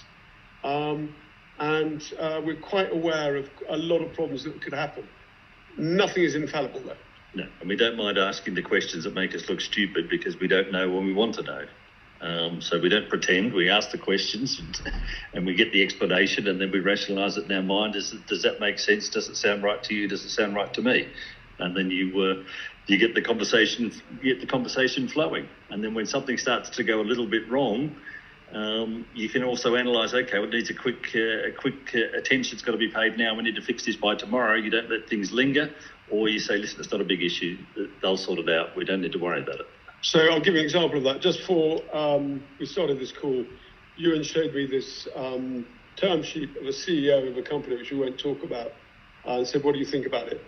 And it had lots of different ways in which to be evaluated. 10% was what the board thought, 10% was what shareholders thought, 20% was this, 30% was that. And I said to Ewan, that's bollocks. It's just got to be share price performance. And he agreed with me too. So at the end of the day, we only measure ourselves by how much money we make. There's no ego involved at all. And if we were to sort of go through the things which are really important for me, why don't you say the things that are important for you? It's people, and it's looking people in the eye, spending time with them. Are they on the right journey? Are they on the journey that you want to get on? Trusting them. Do you trust them? How are their ambitions? You want them to be ambitious, but you don't want them to be ridiculously ambitious that they're just going to destroy your capital in some crazy quest. And it's experience. And look, there's lots of great young entrepreneurs out there that need their hand holding, and they need to follow certain steps, because if you let them just go wild with a checkbook, they're going to go wild with a checkbook. Their intention is right, but they're just not going about it in the right way. And when you've got an old and a bit of grey hair, you can say, great, that's fine, but it's not appropriate now for the next 2 years. Let's not worry about that. Let's just focus on what we've got to do today, and then what we've got to do tomorrow, and then what we've got to do the next week, and then the next month. And then as we start ticking those things off and all the structures are in place and everything's happening, then you can have more money to go and do more exciting things. So, I mean, okay, spot on. And that's where, when I talked about him being street smart, he gets people, he's emotionally intelligent. And the way he's taught me how to invest is put a little bit in, if it works, then you add, and you always make much, much more money by doing add-ons, or just doing one investment. And then a couple of other sort of advice I'd give, but you know, I'm 60, so I can't really do it, but attention to detail is incredibly important. Hard work is ridiculously important. Push yourself. Don't care what other people think about you. And I don't mean by being rude, I mean do what you think is right. And take the challenges. That's life. It's more exciting. Yeah. And it's 24/7. If you're running a company, it's 24/7. There's no weekends off, and I can't take a phone call after 6 o'clock at night. It's 24/7. And you have to realise that's the responsibility you take when you take that job. Wow, yeah, that's an absolute avalanche of great advice. Sorry, there. So, we probably went on a bit too much there, Jeremy. It's very, very interesting, and you both have certainly had careers that span really anything, and has done the full journey, I guess, through mining and Hermes in Russia to interior design. It's quite fascinating, and something I certainly heard a lot is that a lot of chances were taken, a lot of opportunities were seized, and you just now gave a very good insight into how you come to choose the right opportunities, I suppose. And while there's been mentioned some ideas of luck, I think you guys have also evidently put yourself in a position to be lucky, right? On the other hand, I suppose there must have been moments of misfortune. Do we have any kind of rougher stories in between here? I mean, you mentioned the crashes and all. There is a lot of disasters, and that's what it's all about. The older you get, the more you minimise your disasters. The best, make the disasters when you're in your 20s. And learn from them. I remember the 87 crash. We'd invested in a cash box. Cash boxes were very trendy in Australia at the time, and the crash happened. And literally, this company had floated a week before the crash, and we all said, "Look, the good news is market's terrible. the share price has halved, but they haven't spent the cash because they only raised it last week. So at some stage, we may be able to get them to return the cash to shareholders or something like that. By the time we got around to getting onto the managing director and the rest of the board, they claimed that they'd spent the money and it was gone. And the company went bankrupt. So I think they spent it on a Bible publishing business or something completely, it wasn't fraud, but it wasn't far from it. But anyway, within a week, that money was gone and the shares were gone. Yeah, I mean, I agree with what you said. Two other points I'd add is listen to people. People who just talk about themselves don't learn about anything. If you're always prepared to listen to people, you learn things. By talking about yourself, you don't learn anything. So just listen to intelligent people.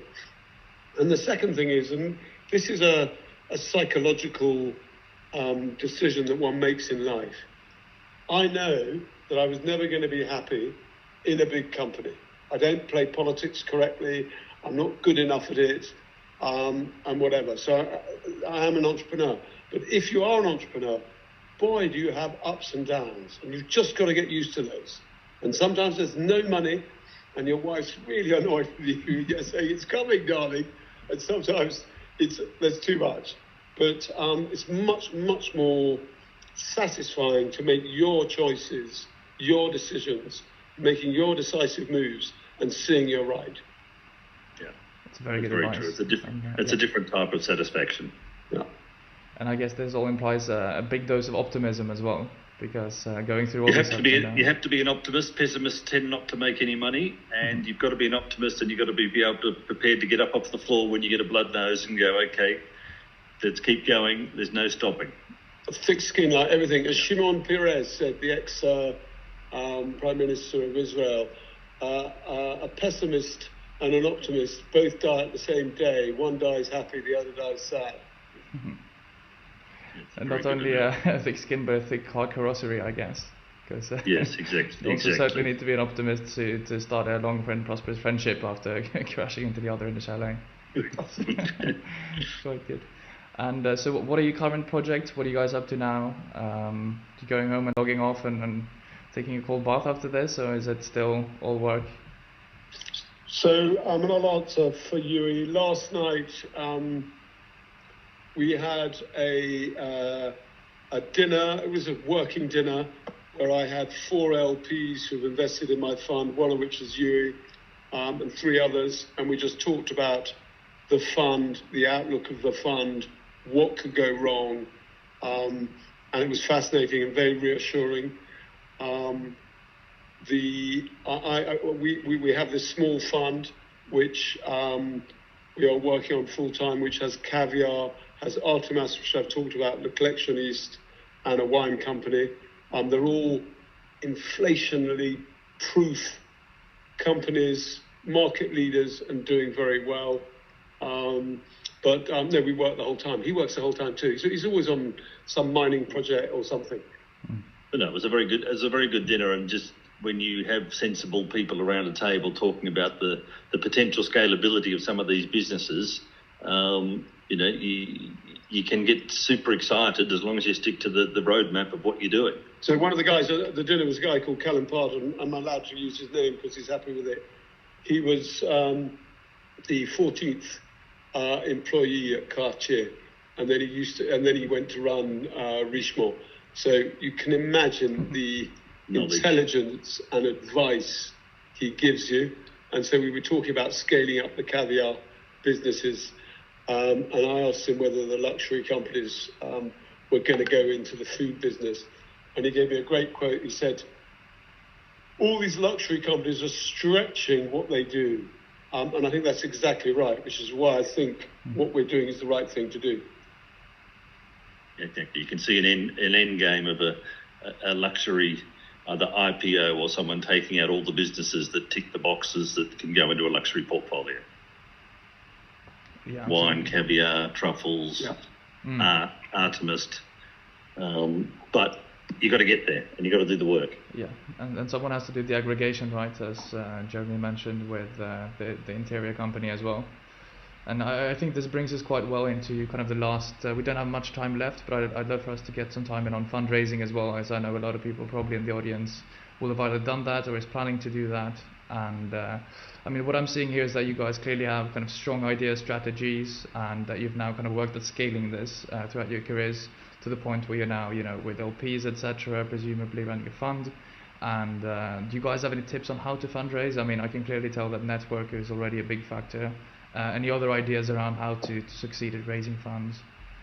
Well, networking is obviously important. Experience is important, so that when you're going to present a fundraising opportunity to someone, they understand the risk. Because there's some that this is a risk. You don't want to say it's a punt, but this is a risk. I quite like the concept. I like the person, but you know, it comes with a lot of risk.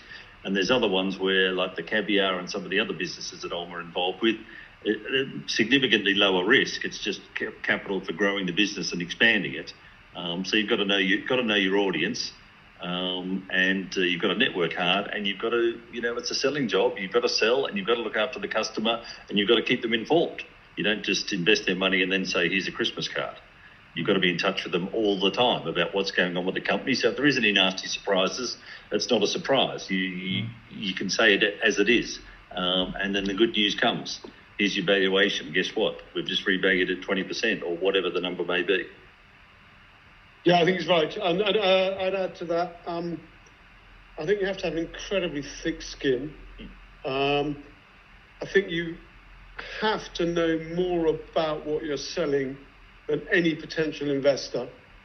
You've got to do all that work, otherwise you appear a fool. I think emotional intelligence is quite important. And I think you and I, both being outsiders, actually in a weird way makes you more emotionally intelligent because you've had more challenges to sort of try and play the insider's game. And the other thing I'd say, I wouldn't put you off finding good third parties who you pay 2 or 3% and they help you fundraise.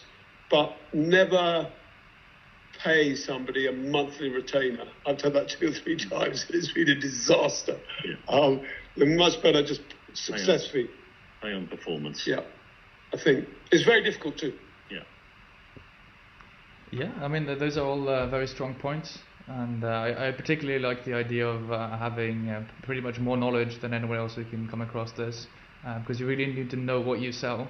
I thoroughly believe that. And I'd also like to take that opportunity to thank you all for joining. Thank you very much for this very insightful session. And welcome everyone to stay on to hear Jeremy share some of his knowledge on the fund that he has started himself. So more on that in a second, and thank you very much. Cheers. Cheers. Thanks, Paul. I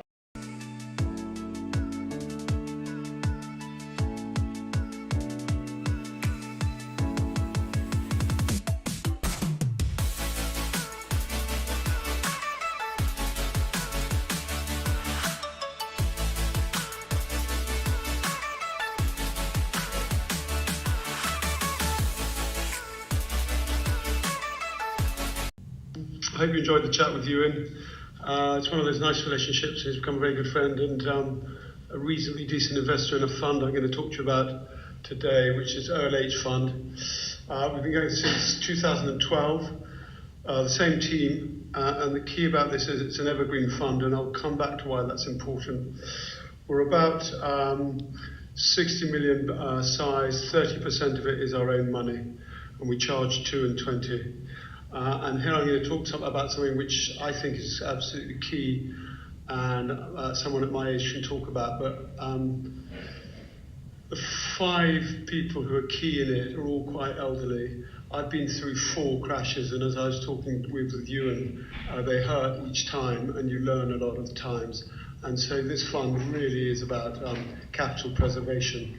And when the war in Ukraine started and the era of cheap money came to an end, and I really spent a lot of time evaluating whether it was the right thing to be so heavily invested in the fund. And a year later, I'm convinced and totally confident that I've never been more comfortable with the assets. If I'm just going to talk to you a little bit about how we invest. We're an active investor. We've done 14 investments since we started. We've had 3 exits with 3 times IR and cash on cashes of 3 times. Got a current portfolio of 8 companies, and I'm going to describe those to you later. And a key part to where we add value is we've done 42 M&A transactions for these companies. We're on the board of all of these companies. We know them very well. We hold their hands. And one of the results of that is that we've got 3 companies which now have over 50 million euros of sales. We've detected 2 global leaders starting with just 500,000 euros of initial investment, one of which is Click and Boat, which you're going to come on to later, and we talked a bit in the presentation with Ewan, and the other is Caviar de Nervig, which we converted into Caviar House and Prunier. Just going to talk to you a little bit about the team. We're 14 people. Again, going back to the 4 crashes and the difficult times, I think the days of easy money are over, and I think experience and always a bit of lady luck are important. Philippe is managing partner. He's been at Framington, EBRD, Barings Vostok. He's doing private equity all his life. He's obsessed with working. He works very, very hard and gets very, very close to the companies. Stéphane Petrosian, who's a scion of the Petrosian family. They have caviar in their blood. It's his DNA, and he provides the luxury DNA that we have in the team, I think. George Guthrie, who's the key legal side, Freshfields, White and Case, just a very good, practical, diligent lawyer, and unbelievably important in the team. And then Ludovic Melevici, who's very clever at identifying companies. And the nice thing about, once you go into a particular asset class, and those of you who are in PE knows this, is that your pipeline is incredibly important. And our pipeline is so healthy now because we've become friends as well as investors with these entrepreneurs who started these companies. They talk about us to their other companies, and that gives us a very good pipeline. Just a little bit about the fund in more technical details. It's really split around 55, like I said, luxury heritage, and 45 tomorrow's luxury, which is digital luxury.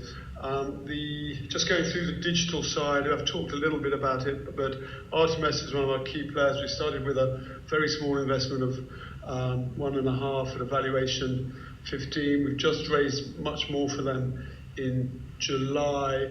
We put in 6 or 7 at a post-money valuation of 50.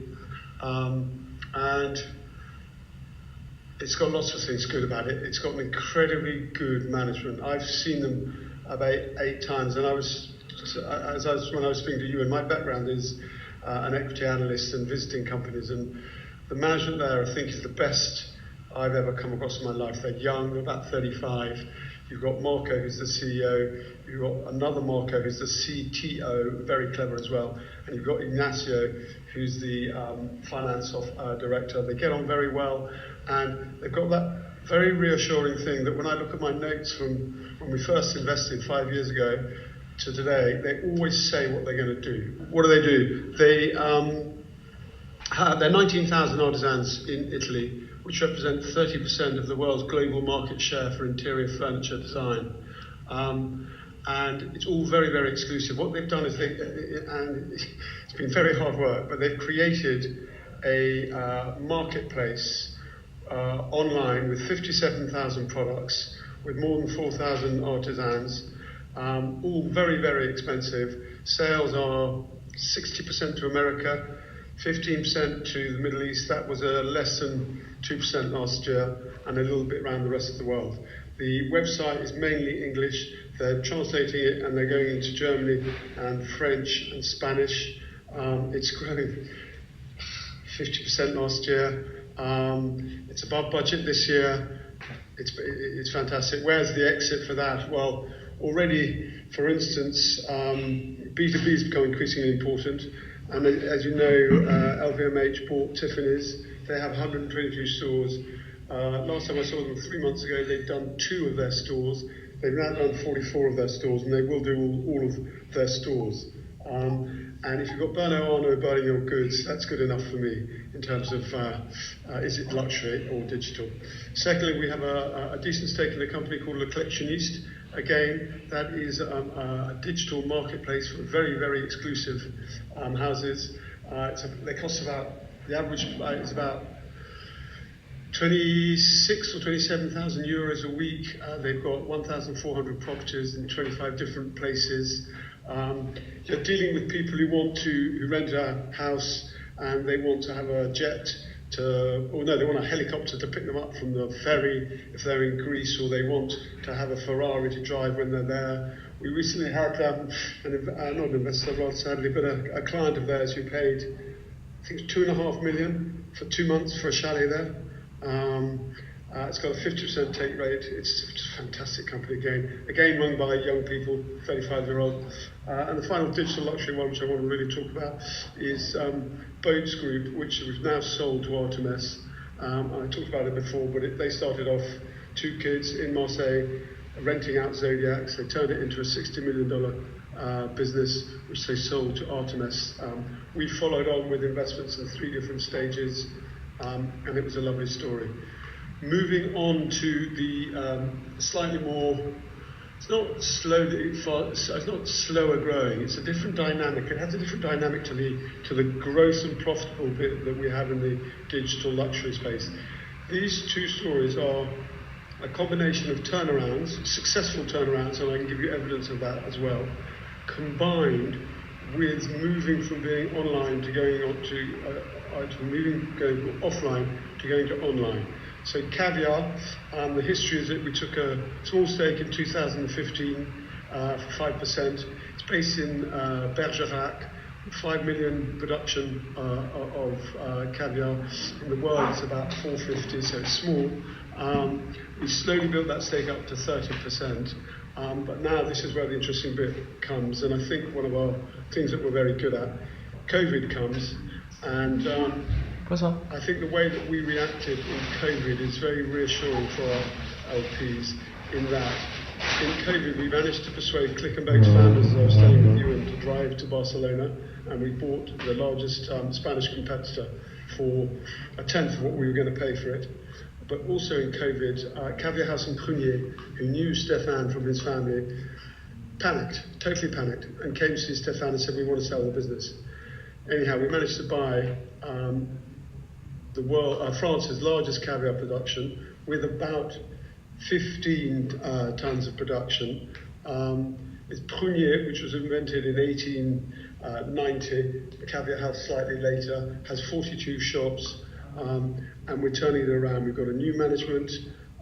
We've just opened up a restaurant in Victor Hugo, which is about to get a Michelin star. We'll do about 6 million turnover next year.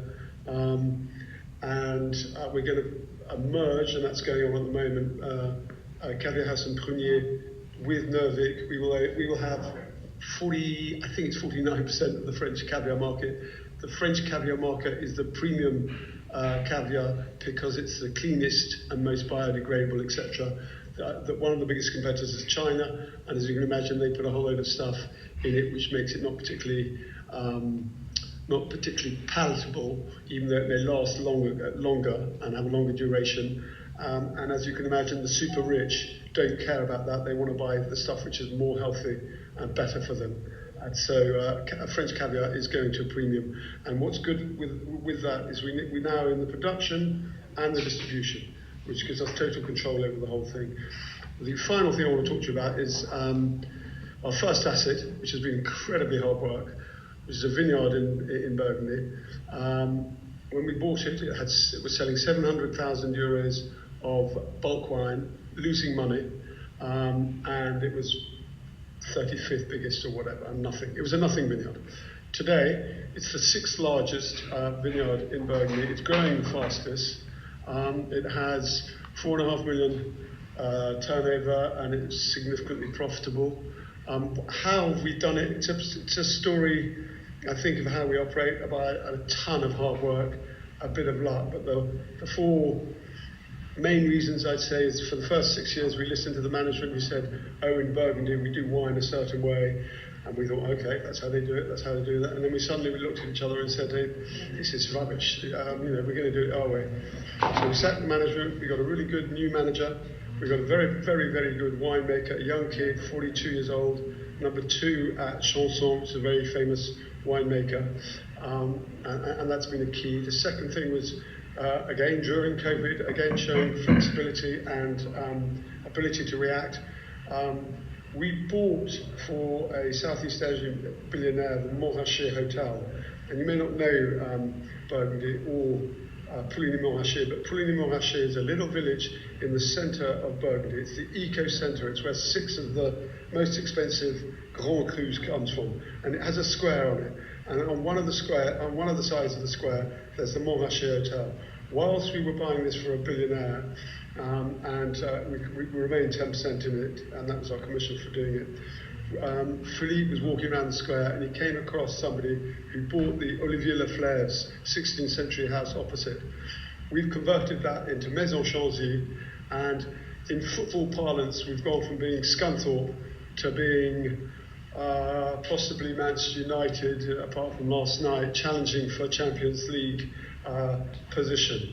The third thing that we've done is we've got digital, so 25% of our sales are digital. The margin there is much higher.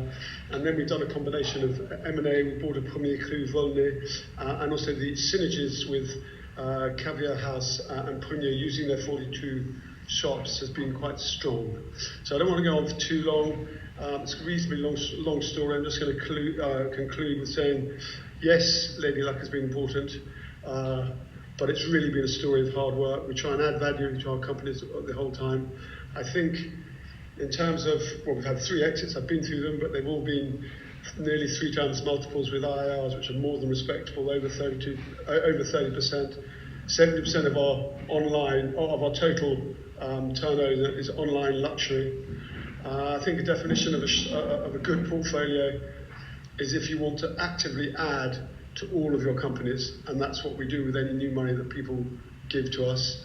In terms of how we're going to make money, are you going to make money, and when are you going to make money, I go back to the fact that this is an evergreen fund, and timing when you invest is absolutely key. And with all our companies, we have identified exits, or clearly identified exits. And I'll quickly go through those and help you. So Artemis and Le Collectionniste, I think will be either bought by one of the luxury brands or could IPO when markets recover in 2-3 years' time. Chanzy and Caviar, if you could imagine, it could be the world's biggest luxury F&B company in the world. And that will interest the luxury houses who more and more are going into food and wine. And it's a mature fund. I think timing is everything. And I thank you for your time, and speak soon, as I said. Bye.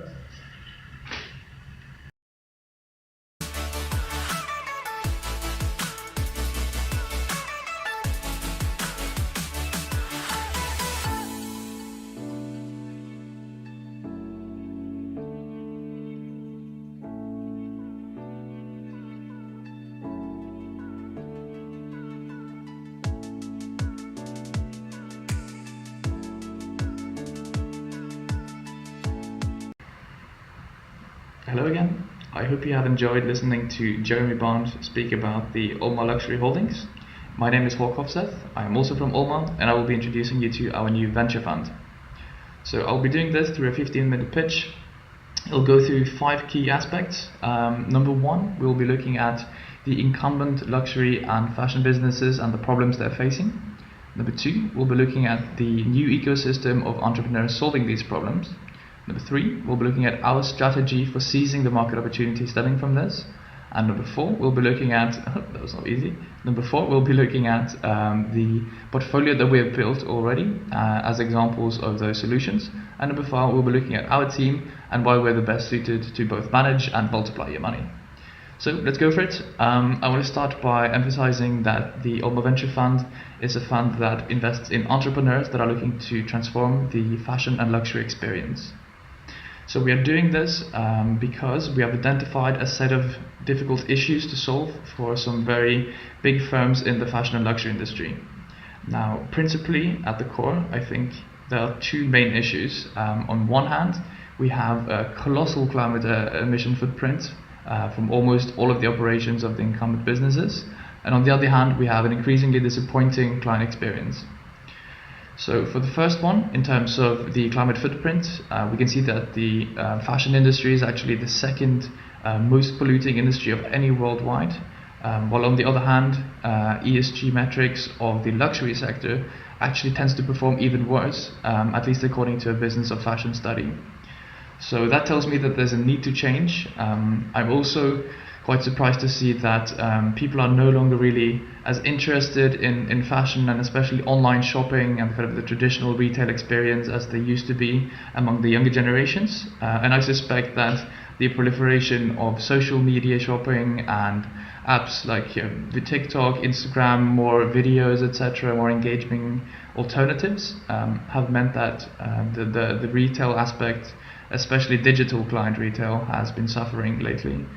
I think this can be kind of evidenced by 71% of consumers actually feeling frustrated by impersonal shopping experience in 2020, as well as 2/3 of all luxury spending now being on experiential luxury as opposed to more traditional luxury goods. So this is certainly a shift that's been exacerbated by COVID. In my opinion, it probably would have happened anyways, just due to the fact that the demographics are really not in the favor of the incumbent industry. And I think this is due to, as we can see here, kind of a new set of rules in the market of what the customer is increasingly looking for. So, of course, that's social consciousness and responsibility. It's the ability to have personalized experiences available at your leisure. And it's the idea of actually not needing to own, but increasingly renting, repairing, and more circular notions of ownership. So all of this is fed into what we call the new rules of the fashion and luxury industry, which is a fundamental tenet behind our investing. And we believe this kind of stems from these two kind of key issues that are faced by the industry. Now, luckily, these two massive industries that are facing the problems have actually never seen more money in their lives. They've generated record cash during the recent recession. Monsieur Arnault is now at the top of the Forbes list, and as you can see here from the slide, their combined yearly revenues at the moment is actually well over 3 trillion. So it's safe to say that they have enough cash to spend to remedy this. And that is also the trend that we have certainly been seeing when it comes to investments in the area. So I think something like 16 billion was the total value of the top 50 deals in 2021 within fashion technology. So it's certainly already growing into quite a serious market, and I believe that this is due to a lot of businesses popping up to address the issues and create solutions. So for us, this has created an addressable market of about 210 billion by 2030, stemming from a key statistic from McKinsey that says that these kind of large companies in fashion and luxury will have to up their investments in tech from 1.7 to 3.5% of their annual revenues, which is, of course, as you can see, a huge number. So this has really spawned kind of a lot of interesting verticals. We've identified 4 of them as the most critical and the most interesting to invest in. And so this for us would be the production to retail optimization. So this is things like new materials or transparency in supply chains. Of course, also the circular economy, which is all about repairing, recycling, reselling, and all of these R's that really all come together in creating no longer a linear arch of consumption, but actually now a circular one. This is also backed up by the data and AI analytics aspect. This can help reduce kind of overconsumption. It can do better stock planning, and again has huge implications on the supply chain, and also kind of just acts as a permeating layer beneath a lot of the other industries and businesses that we've invested in.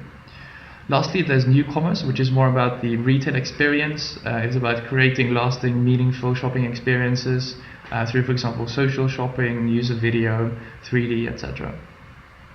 So let's move more into our strategy, and this is really stemming again from these key 4 verticals of opportunities that we've identified, but also from a whole ecosystem of technologies and, of course, entrepreneurs lying behind this.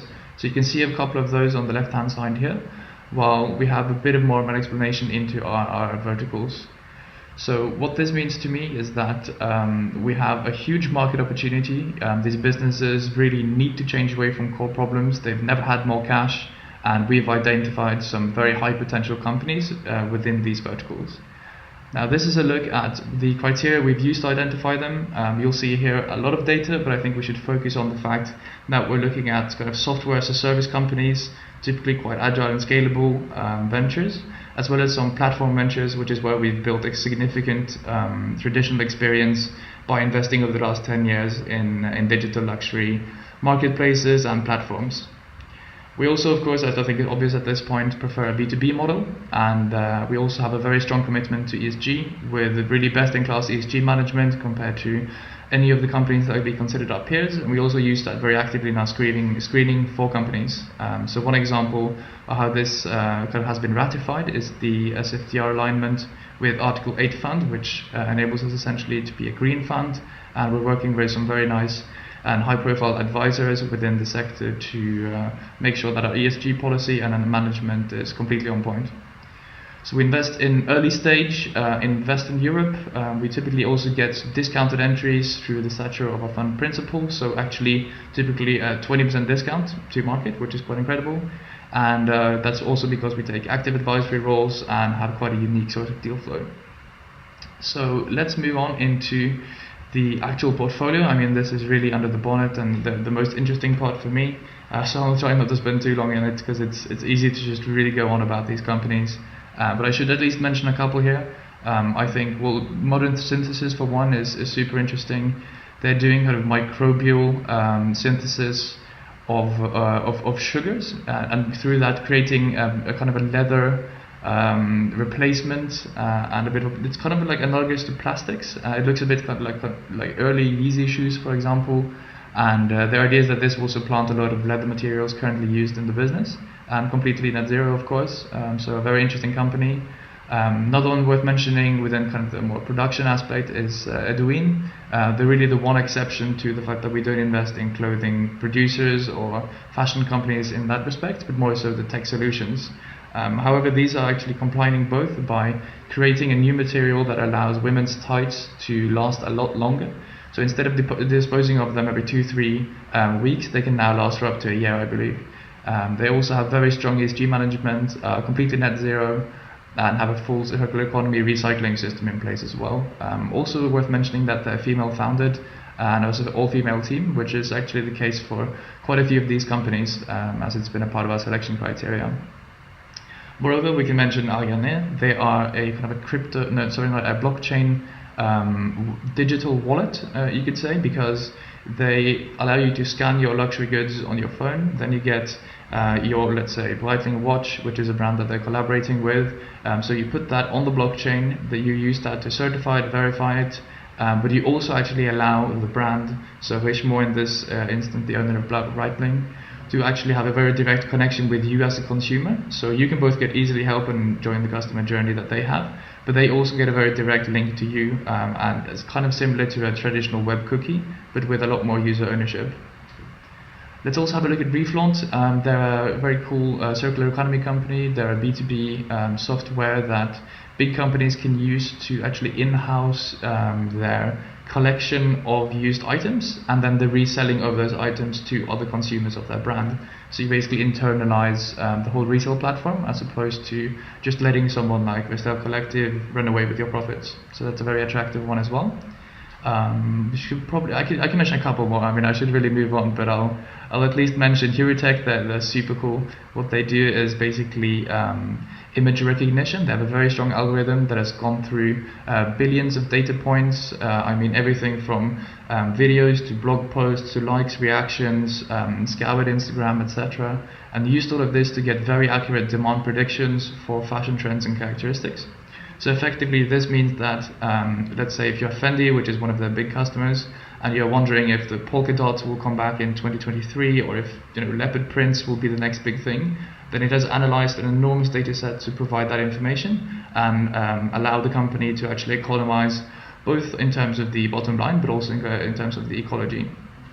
So a very fascinating company, and actually a crazy statistic on this is that 25% of clothes that are produced are never actually consumed. So it's a very necessary thing, both for the companies and for the environment at large. Now, I'm afraid I'll have to move on from these companies, but I'm very happy to take any messages later and get into any kind of discussions. Worth saying that this, well, not certainly just not worth saying, but essential to say that this this portfolio has actually grown by a factor of 2 over the last 2 years, which is quite incredible considering that the general SaaS valuations over the last time has gone from about 15 times sales to 5 times sales just within the last year around this time. So while this has been happening and there's been a general collapse of SaaS valuations, our companies have actually doubled in value, which is a testament to the strength of them and the fact that this portfolio actually kind of operates a bit separately from the general market because they're serving such a clear and novel market. So let's get back to the returns later and first look at what we've done in the past, because we've set a very strong precedent for this current fund by having 10 years of investment experience within digital luxury. I mean, you've heard a lot about this from Jeremy just before, but I think we should focus slightly on the digital aspect of this. I think something like 70% of our consolidated turnover are from digital companies. So safe to say that we've spent a lot of time and energy understanding the space and making the right decisions. So we have quite a similar approach actually in terms of a VC strategy, for at least the beginning of a lot of our kind of major successes from early age. So it includes kind of an early small investment and then strong build up with the team, very actively involved and very good relationships, to be honest, with management. And this has yielded us, as you can see here, very, very solid results. So we are looking to replicate parts of this for the OVF portfolio, but of course by investing in a lot more companies and with a lot higher risks and consequently also high profits. So this is the team that we're looking at. Not only do we have the OLMA team, which has been working on this for a long time, but we also have Pierre Denis, who is a very seasoned executive from across the fashion sector. He spent 20 years at LVMH as an executive, including as the managing director of Dior Couture. He then took the helm at Jimmy Choo, which he actually steered from about 100 million in revenues to 500 million in just 5 years, before orchestrating the sale to Michael Kors, as well as an IPO before that. So he has basically done it all, seen it all in the fashion sector, and has now used that experience to start the current portfolio that we have 2 years ago. So he's been doing angel investments and has built up, through his exclusive and discounted deal flow, the companies that we have today. So he's very well balanced out with Ludovic, who is an investment expert, very much the tech guru at OLMA. He's spent a lot of time here, actually 10 years since our inception, been investing in the digital marketplaces that have done really well for us. So he is now taking the leadership here with Pierre as the managing partner. So he'll be joined by a range of analysts, associates, with various experiences that will prove useful for this across finance, consulting, and entrepreneurship. And we are also looking to bolster this with a very, very strong committee of both the IC as well as the venture partners. So the IC, as you'll see, has people from OLMA, like Philippe, that Jeremy mentioned, as well as some founders from our portfolio, and also some externals like Sandrine, who's the head of digital and innovation at Farfetch. On the other hand, we have the venture partners across the globe. We're looking at a global LP base, and there are some very strong names here as well that you can see clearly yourself. So let's move on to how we're planning to launch the fund. We're targeting a hard cap of 100 million around this time last year, and before then a first close of 40 million in September. And actually, before we get to this point where we transfer the portfolio and we end up starting to deploy capital post September, we've had a lot of interest already from people, including the LP base of OLMA Luxury Holdings, which for the record includes some of the biggest names within fashion and luxury. And because of this, we're now currently setting up a co-investment vehicle. So what that means is that you can actually enter your money into a co-investment compartment now via our legal team and traditional fund, which will be used to deploy into some very interesting current opportunities and then transfer it into the OVF fund on a general basis so that you will get your share of that. And the reason we're setting up this, except from the interest of getting on early, is that we have a very high flow, kind of high velocity deal flow that's completely changing all the time, coming in from Pierre, and we want to be able to seize the best of those opportunities right now. So I'm going to give one example of that, just so you understand the kind of deals that we are looking for early investors in, and that is a company called 3Dium. They're already one of the stars of our portfolio. They've grown incredibly quickly. I think they've done something like 3x over the last year and a half or so, and they are now currently letting us back in after having raised a very successful Series A this summer. they're coming back to us and saying, you guys can have a 20% discount of minority shares so that we can consolidate the cap table, and that we can actually get in at the Series A price with a 20% discount. So this is kind of a short-term opportunity that we want to seize as quickly as possible. So we're certainly looking for someone to contribute to that, as well as to the general pool that we will have building up for our launch in September. So because of this, we have a couple of interesting early bird offers, etc. So do reach out if you're interested in this and all. And otherwise, reach out anyways. We're always interested to have a discussion, to network, to take questions. That's certainly why we're doing this conference. And we'll be very happy to receive messages of anyone. I think I can say at this point on behalf of the OLMA team, Jeremy, Ewan, etc., thank you very much for coming and joining us. It's been a pleasure to be a part of this conference, and I hope to speak to a lot of you soon. Bye then, have a good day.